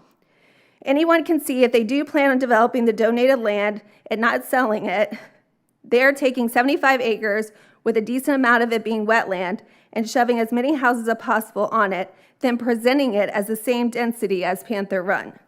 To help put their lot sizes in perspective with our lot sizes, the amount of houses that they have lined 4 of our properties with is the same amount of houses we have in our entire neighborhood. The same people that this foundation serves are the same people within my own family and probably in your family as well. Would it have mattered if I told them that I grew up surrounded by firemen, my father included? My 86-year-old grandfather is not only a Purple Heart recipient, but he's also a retired military firefighter. And my father-in-law is a 100% disabled veteran. I say this because it shouldn't matter that my family consists of these heroes, and this is simply about doing the right thing and being, as they call it, neighborly. Following the first hearing, we were asked by the applicant's civil engineer if they could access our properties to complete a topo survey, which we agreed to, but we still have not had, we've not received a report as promised. The applicant's narrative hits the feel-good spots for all of us, and in my opinion, they were giving some grace from all of us. However, we cannot treat them any different than a big developer, as we now know this is a possibility.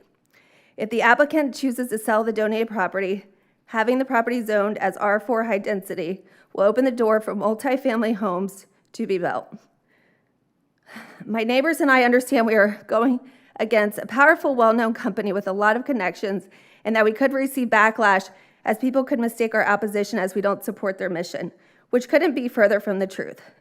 I'm not trying to dictate what they do as property owners, but I truly believe what myself and my neighbors were advocating for was minimal and made the most sense for the high density they were requesting. This property cannot accommodate a high density neighborhood. I ask that due to the applicant not providing a workable and comparable site plan for the R4 rezoning, they are requesting the rezoning application be denied. Thank you again for your consideration. Thank you. Next.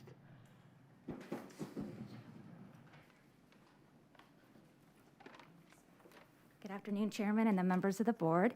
My name is Sabrina Fernandez. I reside at 22402 Panther Run Court in Land O'Lakes.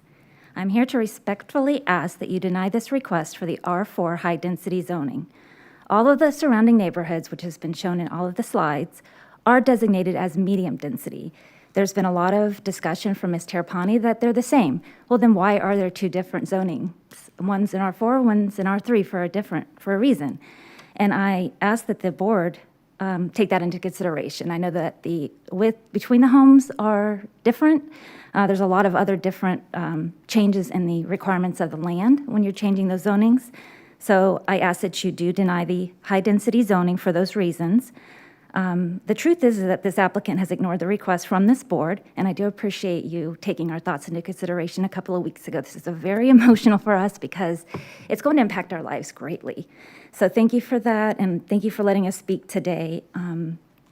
They're adding more homes to the southern edge of the property, the western edge of the property, that didn't have homes bordering them. And they're all 2-story homes and on very small lots that will be overlooking our properties, our pools, our recreation areas that we keep private. And a 6-foot fence does nothing to really border that or give us any privacy. They've even taken away what they originally said they would do, which is to put up some trees, which I think is the least they could do to help us out.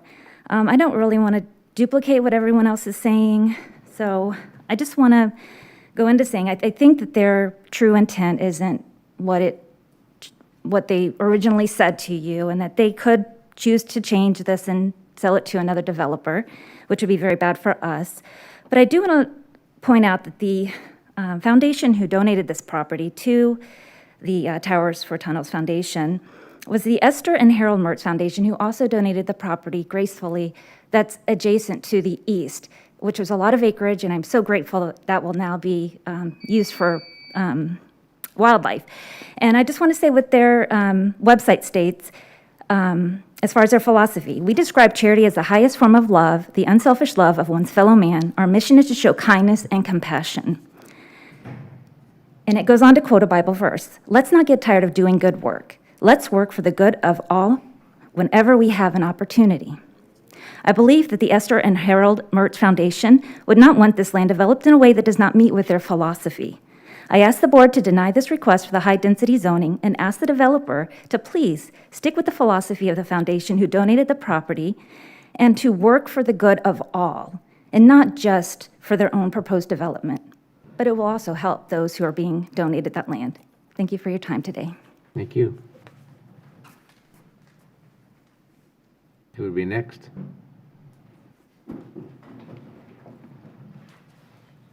Mr. Chair? Yeah. If I could just ask staff a favor, because when the folks come up here and they talk about the site plan, it's kind of hard to envision what they're talking about without actually seeing the site. Can we put the site plan up on our screen here so that everybody knows what site plan we're talking about? Or the exhibit, yeah. The exhibit, B, it's, I think it's Exhibit B to the deed restriction. Yeah, that'd be helpful. That would not be in the PowerPoint. That would be in the attachment number 3 to the agenda memo. If you would like, I can share my screen because I do have it up. Yeah, that would be helpful.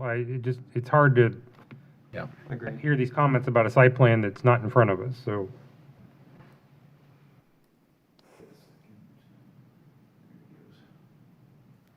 Are you able to see it? Yes. Okay. Thank you. Hi, thank you for having me today. My name is Joanna Robinson, and I reside at 6444 Paul Place. I believe what Towers to Tunnels has envisioned for our disabled veterans and widows of fallen first responders is amazing, and I would like to see it happen, but I think they can accomplish it with some changes on the border of Panther Run. I know the applicant has stated that the density between the properties is similar, but if you look at Exhibit B, you can see that these two things are not even close to the same. My biggest concern is the lot sizes.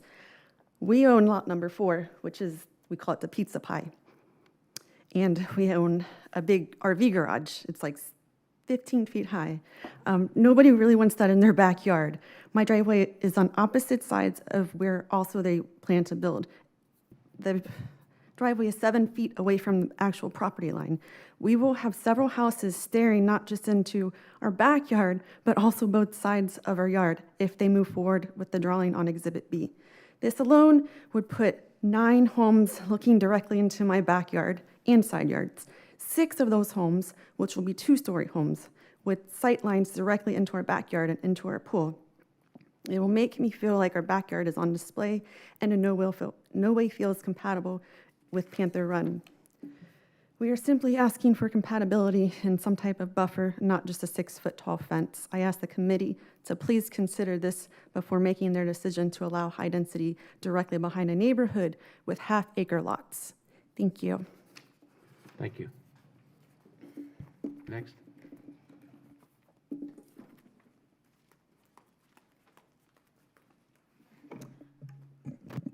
Hi, my name is Kimberly Armitrad. I reside at 6506 Paul Place in Land O'Lakes in Panther Run. Thank you for letting me speak again today on behalf of the Panther Run subdivision.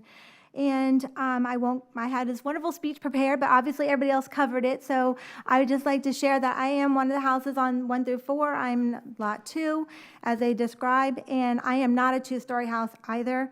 And they are putting 3 new neighbors behind me, which is fine, but and 2 of them are going to be on the 100 lot, which is okay, but the one that's in the middle is going to be the smaller lot, which is going to be directly right in the middle of my yard, and it's going to obviously be a 2-story if this is approved. And then we talked about the blind, not labeling the residents, but only looking at the rezoning. And why does a family have to have a 2-story? They can also have a 1-story, but they seem to keep saying that the families are the ones that are going to get the 2 stories, and only the wounded veterans are going to get the 1-story. So again, they are subcategorizing the houses that they're using. The biggest concern, as we all have talked about, is that fact that they do not want to commit to this project, because if they did, they would actually put it in a deed restriction, which they have refused to do. So I'm not understanding what their mission is if they're not guaranteeing us for the future. So basically, after 10 years, they can sell it to anybody that they would like to sell it to, and that leaves us kind of open for anything to happen. And then also, the paperwork that they discussed, as far as they also mentioned that other areas and other properties in the area have been rezoned. And just because properties have been rezoned to allow for more housing doesn't make it right. But first of all, and it doesn't make it that they're rezoning properties that aren't comparable to our properties. So just because, they built Dupree Lakes and they built some other subdivisions, our subdivision is very unique in the way it stands with the lot sizes that we have. So I'd like you to consider all of our topics, and thank you for letting me speak again today. Thank you.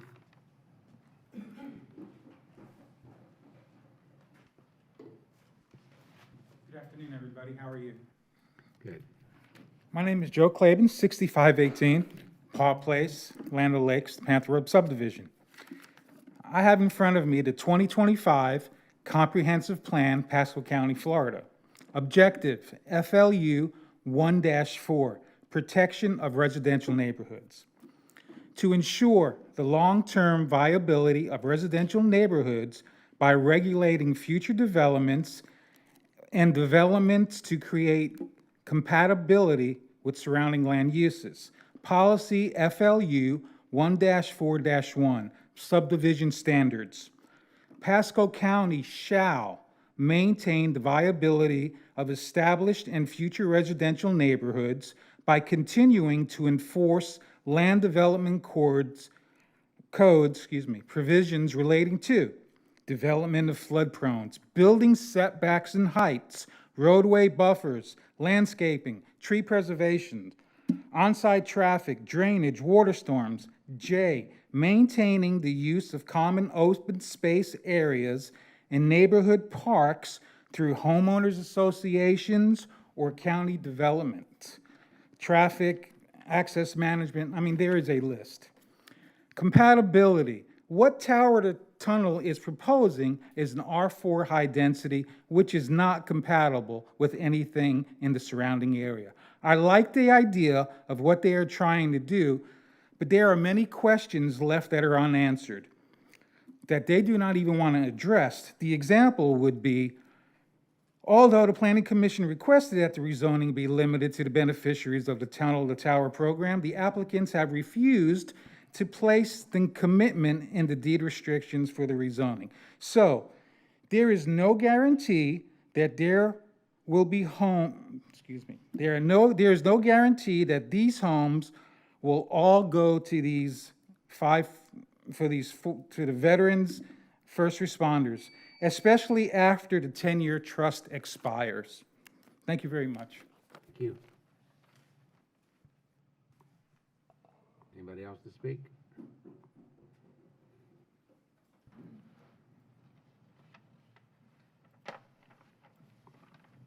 Hello, gentlemen. I'll be brief. My name is Tim Robinson, and I live at the 6444 Paw Place. I can't say enough how much I like what Tunnel and Towers is doing, for our servicemen and women, our first responders. Very admirable endeavor. However, still purely a zoning thing with us, as we've discussed numerous times. Really, my main issue is compatibility. During the last meeting, Mrs. Terrapani kept stating that the density is the same between the two neighborhoods. And statistically speaking, it is, but that's only if you build in wetlands and ponds. However, as you can see, with Schedule B, looks quite different. And it was pointed out that their homes would be clumped together in certain areas, as you can see there. For the last conceptual drawing we had, there were 10 homes lining my property. Now they've got 9, 6 of which would be two-story homes with a sight line right to the backyard. Really, the R4 high-density zoning does not have a requirement for buffer zones, so in effect, we would have the bunch of houses butting right up to homes with half-acre lots, and I really don't feel that that is compatible at all. And if we look deeper, I was reading into the memo written by Mr. Devine, dated 5/2021, and he drew some comparisons between some previous Board of County Commissioners approvals for rezoning, one being Dupree Lakes and Pristine Lake Preserve.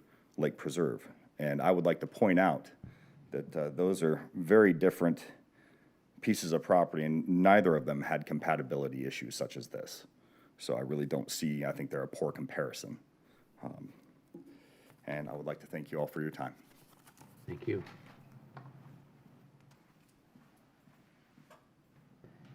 Anyone else?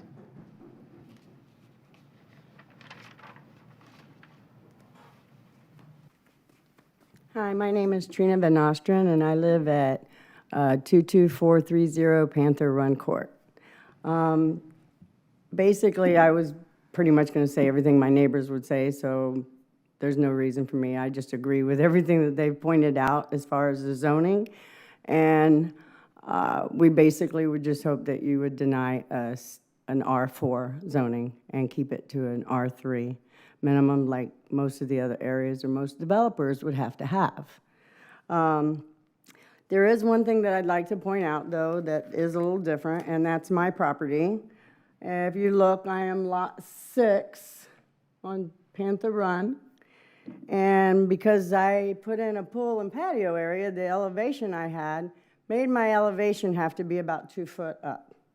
So my 6-foot fence is equivalent to like a 3-foot fence. When I'm standing on my patio, I literally can see lot 2, 3, and 4 on my patio very clearly over my fence, which means in turn they can see right into my patio as well when I'm on my patio and pool area. Which, with the way they have all this done, basically lots 11 through 15 will actually be able to look into my backyard as well. Like I said, my 6-foot fence is equivalent to a 3-foot when you're standing on my patio. So even if they put in a 6-foot fence, it's not going to change it. They're going to be able to look right into my patio area as I'm standing there completely, and I will be able to look right into theirs as well with the way that is. So I just hope that you would consider our needs as far as being the density that they're asking for and denying that, all right? And thank you for your time. And I am military family also. My dad, 28 years. My son, 4 years reserves. 4 years Marines, and he's in the reserves right now. So I appreciate their mission, but not to go with changing of the zoning. Thank you. Thank you very much. Yep.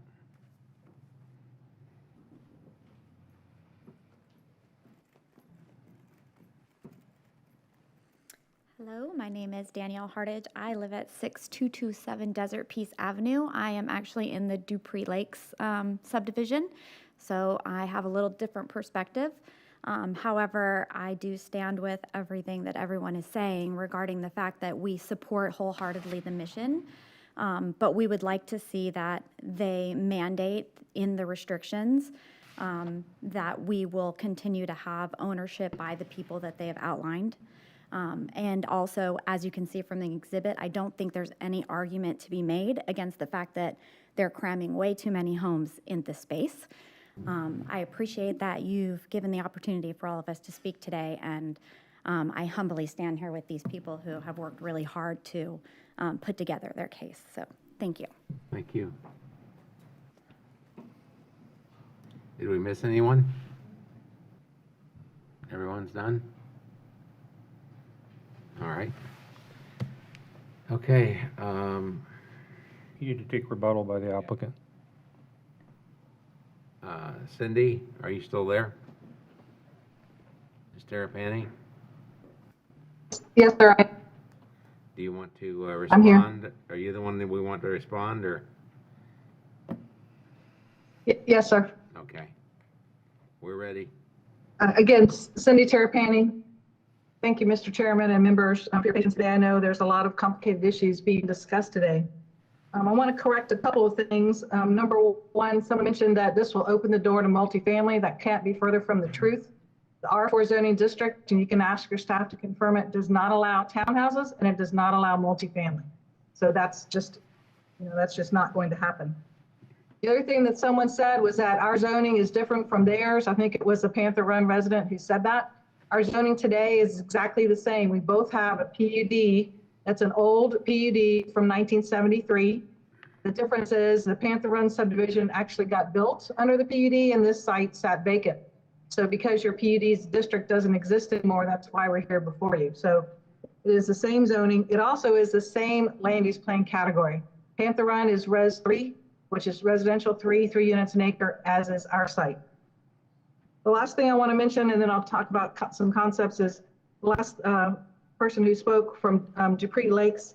Just like to point out that the Dupree Lakes immediately adjacent to our property is 55-foot wide lots, and our development adjacent to Dupree Lakes will be 60s and 100-foot lots. So let me just address the major issue, which your attorney has addressed, but I just give you some flavor to it with regard to why the foundation is reluctant to add that restriction, other than the fact that we believe it borders on an illegal exaction. The foundation is forever. The foundation plans to continue forever. And the foundation's mission may change. They may address other needy folks as this goes along. One example might be some of the medical doctors and nurses who delivered wonderful service during COVID.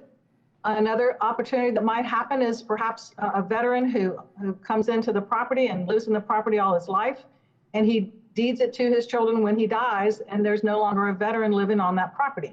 So you can see the complications that go with it. The fact that Tunsa Towers has a track record of doing this service, of building single-family homes for over 20 years, and the fact that they own the property should be the key to your decision. They are standing here asking you to do this rezoning so that they may build a single-family subdivision. That is exactly what they intend to do.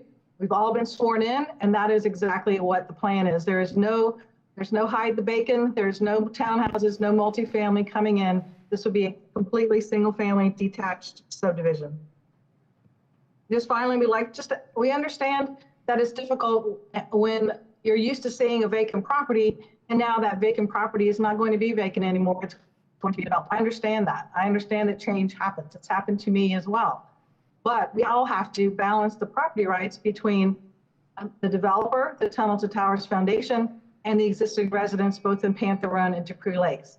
We made a valiant effort to do that. We truly tried to come to a conclusion that would do that. If there's something else that's in the realm of legitimacy that the Panther Run folks can suggest to us, short of losing lots, we will be open to it. But every lot we lose is one less lot and one less person that we can't serve.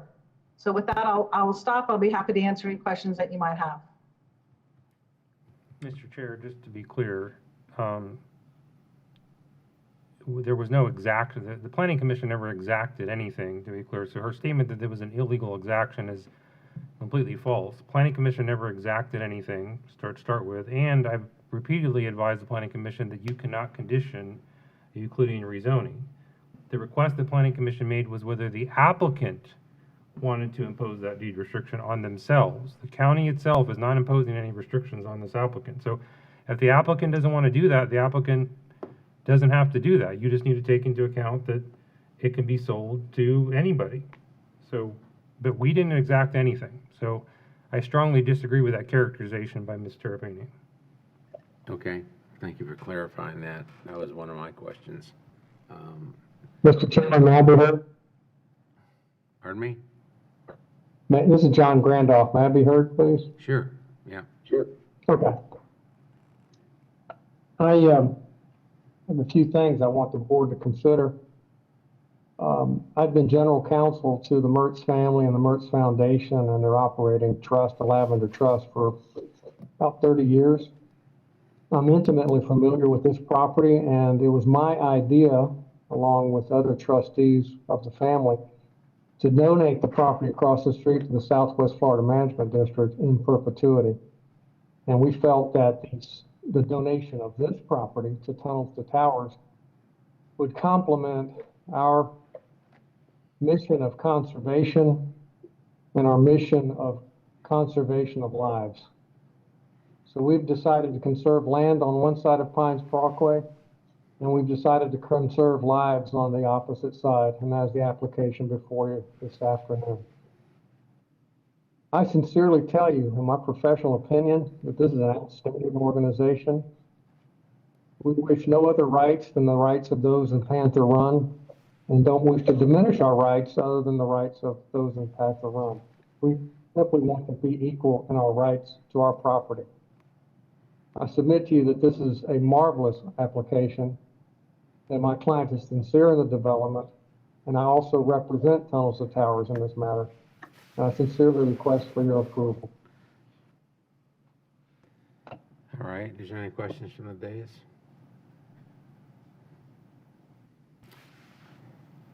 Well, while they're thinking, I understand what you're saying, that your commitment to preserve property, preserve lives, which puzzles me as to why you won't commit to reserving this to veterans, to a veteran community, because if that's what you are doing, if you're trying to preserve lives, then I'm not sure what you'd be protecting by limiting it to veterans. Your example of a veteran living there for their whole life and passing away and then trying to convey that property to their heirs. Well, first of all, Untitled Towers has the first right of refusal to buy the property back, as I understand it. And secondly, the veteran got the property free of charge. If you don't buy it back, anything that family gets, their heirs gets, for the property is a benefit to the heirs. So you're not doing it for that purpose. So I'd say that's probably a very weak excuse in my mind. So I just think if you want to do this project, and I think the passion from our board, if I can speak for this board, and from our county, is to do something for the veterans that have done so much for us. If it weren't a veteran issue, it would be a completely different matter. So we understand what you've said, and we understand your desire to help the veterans. We also have to weigh and balance the needs of the surrounding community. So I'm very much in favor of this project. I just think you need to limit it to a veteran use and put that as a deed restriction. As I said, the county cannot compel you to do so. We can't compel you to do so because of Euclidean zoning. Whether this board will approve you without that, that's a matter for you to decide, and for the members of this board to decide. So, does anybody else have any questions or comments? Yeah, Mr. Chair, I wanted to point out that, the foundation's already opened up the door to possibly doing, I'm speaking to the compatibility issue specifically on the western property boundary. So the foundation's already opened up the door to possibly doing some sort of passive recreation park or something along that border. It would seem to me that with the 100-foot lots on that site might take into consideration some of the concerns of the adjacent neighbors as far as two-story houses looking into their lot. So they've already opened up that door of potentially doing that, and it might be an avenue that they want to consider. So I want to caution you, that's not what's before you. Right. Today. It's an observation, yes. Right. Yeah. Yes, I would like to just make a comment, and 100% agree with your chairman. I consider, and I don't know if it's possible in the legal way, the lots that are at the northwest of the proposed subdivision that are facing the Panther Run subdivision, there are any way that we can have some restrictions that those lots are 100 foot and also just one level houses. So that means they keep some privacy through the houses of the neighbors. So limit those northwest lots that again are facing Panther Run to just one level houses, 100-foot lots, and do the same with the south lots of the subdivision that are not reflected there, that are facing another subdivision that the name is, if I'm not mistaken, again, I cannot see it here, but I don't know, you can see, sir, if you can just put a full site plan reflect the full site plan that. Liam, do you have a full site plan on somewhere you can share? I don't have it up currently, but if you give me a moment, I can pull it up for you. So basically, my comment is just to try to limit the heights when the subdivision is facing another houses. Again, I agree with you in your point. If this is some way that we can dedicate this for veterans, I think need to be in writing in some way that protect the land to be reused for somebody else, or just sell it just for business purpose, and at the same time limit. I totally. Yeah, so while Liam is pulling that up, I'll just answer your question. Short answer is no. Okay, you can't. This is a Euclidean rezoning, and whether it's, you know, restricting heights on particular lots or restricting it to a particular user, or that would have to be done by the applicant. The applicant would have to volunteer that through the deed restriction. Now, could they continue this and then try to refashion their deed restriction to address your concerns? Yes.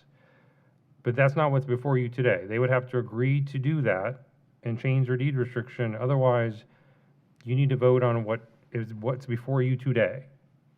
So unless the applicant wants to voluntarily agree to some of the things you just said, no, you can't force it. You can't condition it, because this is a Euclidean rezoning request. No, I totally understand that. The law is the law, but I think, like you say, it's coming from the applicant in order to satisfy the needs of the situations around the subdivision. If they are volunteer and say, hey, I will restrict the height in those lots and the same side of the lot, I believe that will be I mean, possible. you can certainly ask the applicant if they'd be willing to modify their restriction to address your comments, but you can't force it. No, absolutely. Okay, It's a comment. Okay. Okay, anybody else? Jamie? Yeah, I guess, really, as far as I'm concerned, when I was looking through the deed restrictions, as I was reading the language of the deed restrictions, I will admit I got excited, and I thought they addressed the concerns with their statement that there's going to be 100-foot lots adjacent to the west boundary of Panther Run.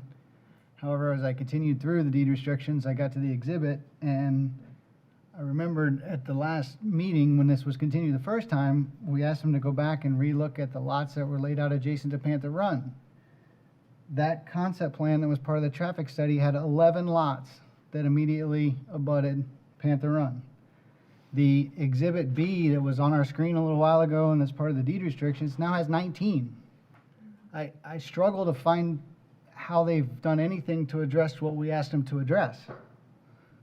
So, again, I'm all for the cause. Even though we're supposed to be blind to that, I don't know how they've addressed the things that we heard the residents bring up at the last meeting, we heard them bring up today, the things we brought up at the last meeting, and again, the things we're bringing up again today. I think all of those issues still exist and haven't been addressed. Pete? I concur with that. Let me just say one thing about the residents in Panther Run out there. At some point in time, this property will be developed. That's a given. Even in my neighborhood, it's developed. My concerns are the two that you've heard already. One is the deed restrictions. They're just hesitant to do that. And I can understand to a certain degree why they may feel that way. You know, we can be sympathetic towards the Tunnel to Towers program. We've heard nothing but good and positive things from that particular program.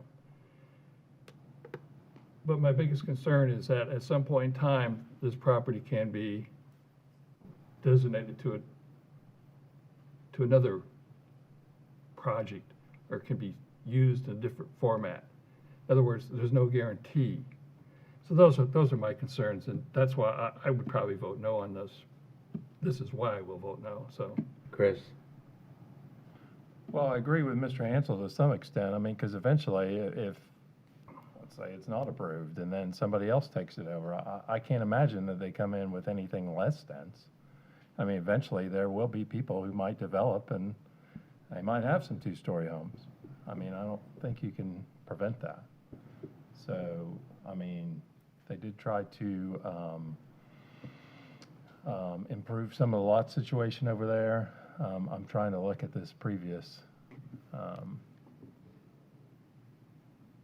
I mean, would I like to see some extra, I mean, I'd like to see some better combination of the one we're looking at now, and put some of those lots over across the way, but anyway, Can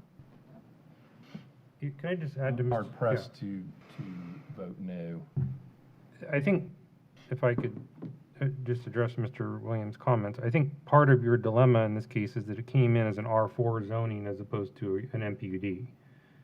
I think if this had come in as an MPUD, we probably would be having a different conversation, because some of the issues that you all are mentioning could be addressed through revised restrictions in the MPUD, and Mr. Williams is probably right. It's going to be developed as something, but an MPUD, you have more control over what it develops as. So, but that's not what was applied for, so that's, you all have to act on what was applied for. All right, if there's nothing else from the days. We now have the site plan up. Did you want to make any more comments? Yes, my comment in reference to the south side or the south houses or proposed houses, as you see there, the back of those houses are facing the subdivision at the south. If the applicant is willing to modify the height of the house at the northwest, why don't do it in the south side as well? That's all my point. Well, but my question would be, how many houses on the south side are two-story? I mean, that's where I struggle. Mm-hmm. Okay, well, I think we've identified the concerns. You want to address those, Cindy? Well, to be clear, you gave... Yes, sir, Mr. Chairman. I just would like to comment first on the site plan that's up. I just want to address the site plan that's brought up. That site plan is back from last September, is what we used when we had our pre-application meeting with the staff. It has changed dramatically since then. The site plan that we were working off of when we came to you in April had 13 lots on the west edge. We've dropped that down to 10 and have the restrictions of the larger lots and the one-story homes. There are the same number along the south edge. There were 7 before. There are still 7 because one of them was always a 100-foot lot along this south edge. So I just want to clarify that plan is not the current site plan. I just want to be very clear that we dropped it down from 13 to 10 on the western edge. Thank you.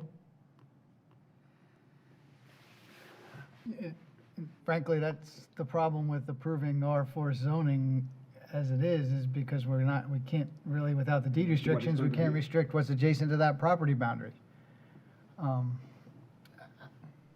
That's my point.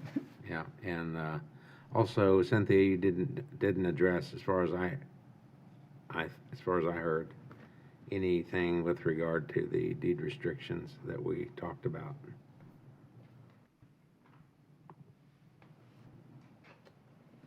Thank you, Mr. Chairman. I've asked my client if they wanted to add that restriction that you were talking about, the residents talking about, that would restrict it to only the constituents and clients of Tunnel to Towers, and they are not willing to do that for the variety of reasons that we've discussed today. We think that we've addressed the land use compatibility through the deed restriction, and respectfully request your approval with the deed restriction as we have suggested it. Okay. All right, then is there any further discussion, any questions? I'd like to, David, do you have anything? No, just to be clear that I think I know what motion's about to be made, but I just want to be clear that to the extent you deny this application, it should be based on compatibility rather than ownership. Mm-hmm. Okay, and they could come back and reapply as an MPUD. There's nothing stopping them from reapplying as an MPUD. Okay, and again, I think several people have said this now, and I would like to make sure that the audience, takes this to heart. No matter what happens today, at some point, that property is going to be developed, and so you want to make sure you don't, get something worse than you could have gotten. So, but I'd like to hear a motion. I think we've heard all the arguments. I'd like to hear a motion. I'll make a motion to deny I second. We have a motion to deny, and we have a So to second. clarify, is that based Yeah, on it's- lack of compatibility? You lack compatibility, and it's In the PD code and the comp plan. 28, so Okay, I want to get all that in there, yeah. thank you. Thank you. All right. All right, so we have a motion, we have a second. Is there any further discussion of the But motion? Mr. Pitos, did you, Just a clarification, the recommendation, it's a recommendation because the next step is to go to the Board of County Commissioners. correct? So that it's not the end of the, Right. not the end of the road for this I mean, that's project. important for the public to understand that even if this body recommends denial, it doesn't mean the Board of County Commissioners will make the same decision. Right, exactly. Okay, so we have a motion and a second. All in favor of the motion signify by saying aye. Aye. Aye. Opposed signify by saying no. Nay. Okay, who's the nay? Chris Williams. Okay.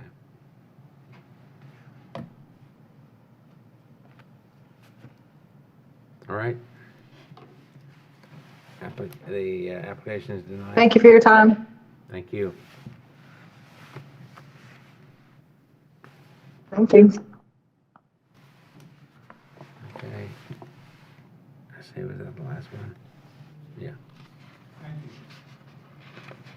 there anything else, Pete? I mean, Terry? There's nothing on my end. Okay. Motion to adjourn? Second. Okay, we're on.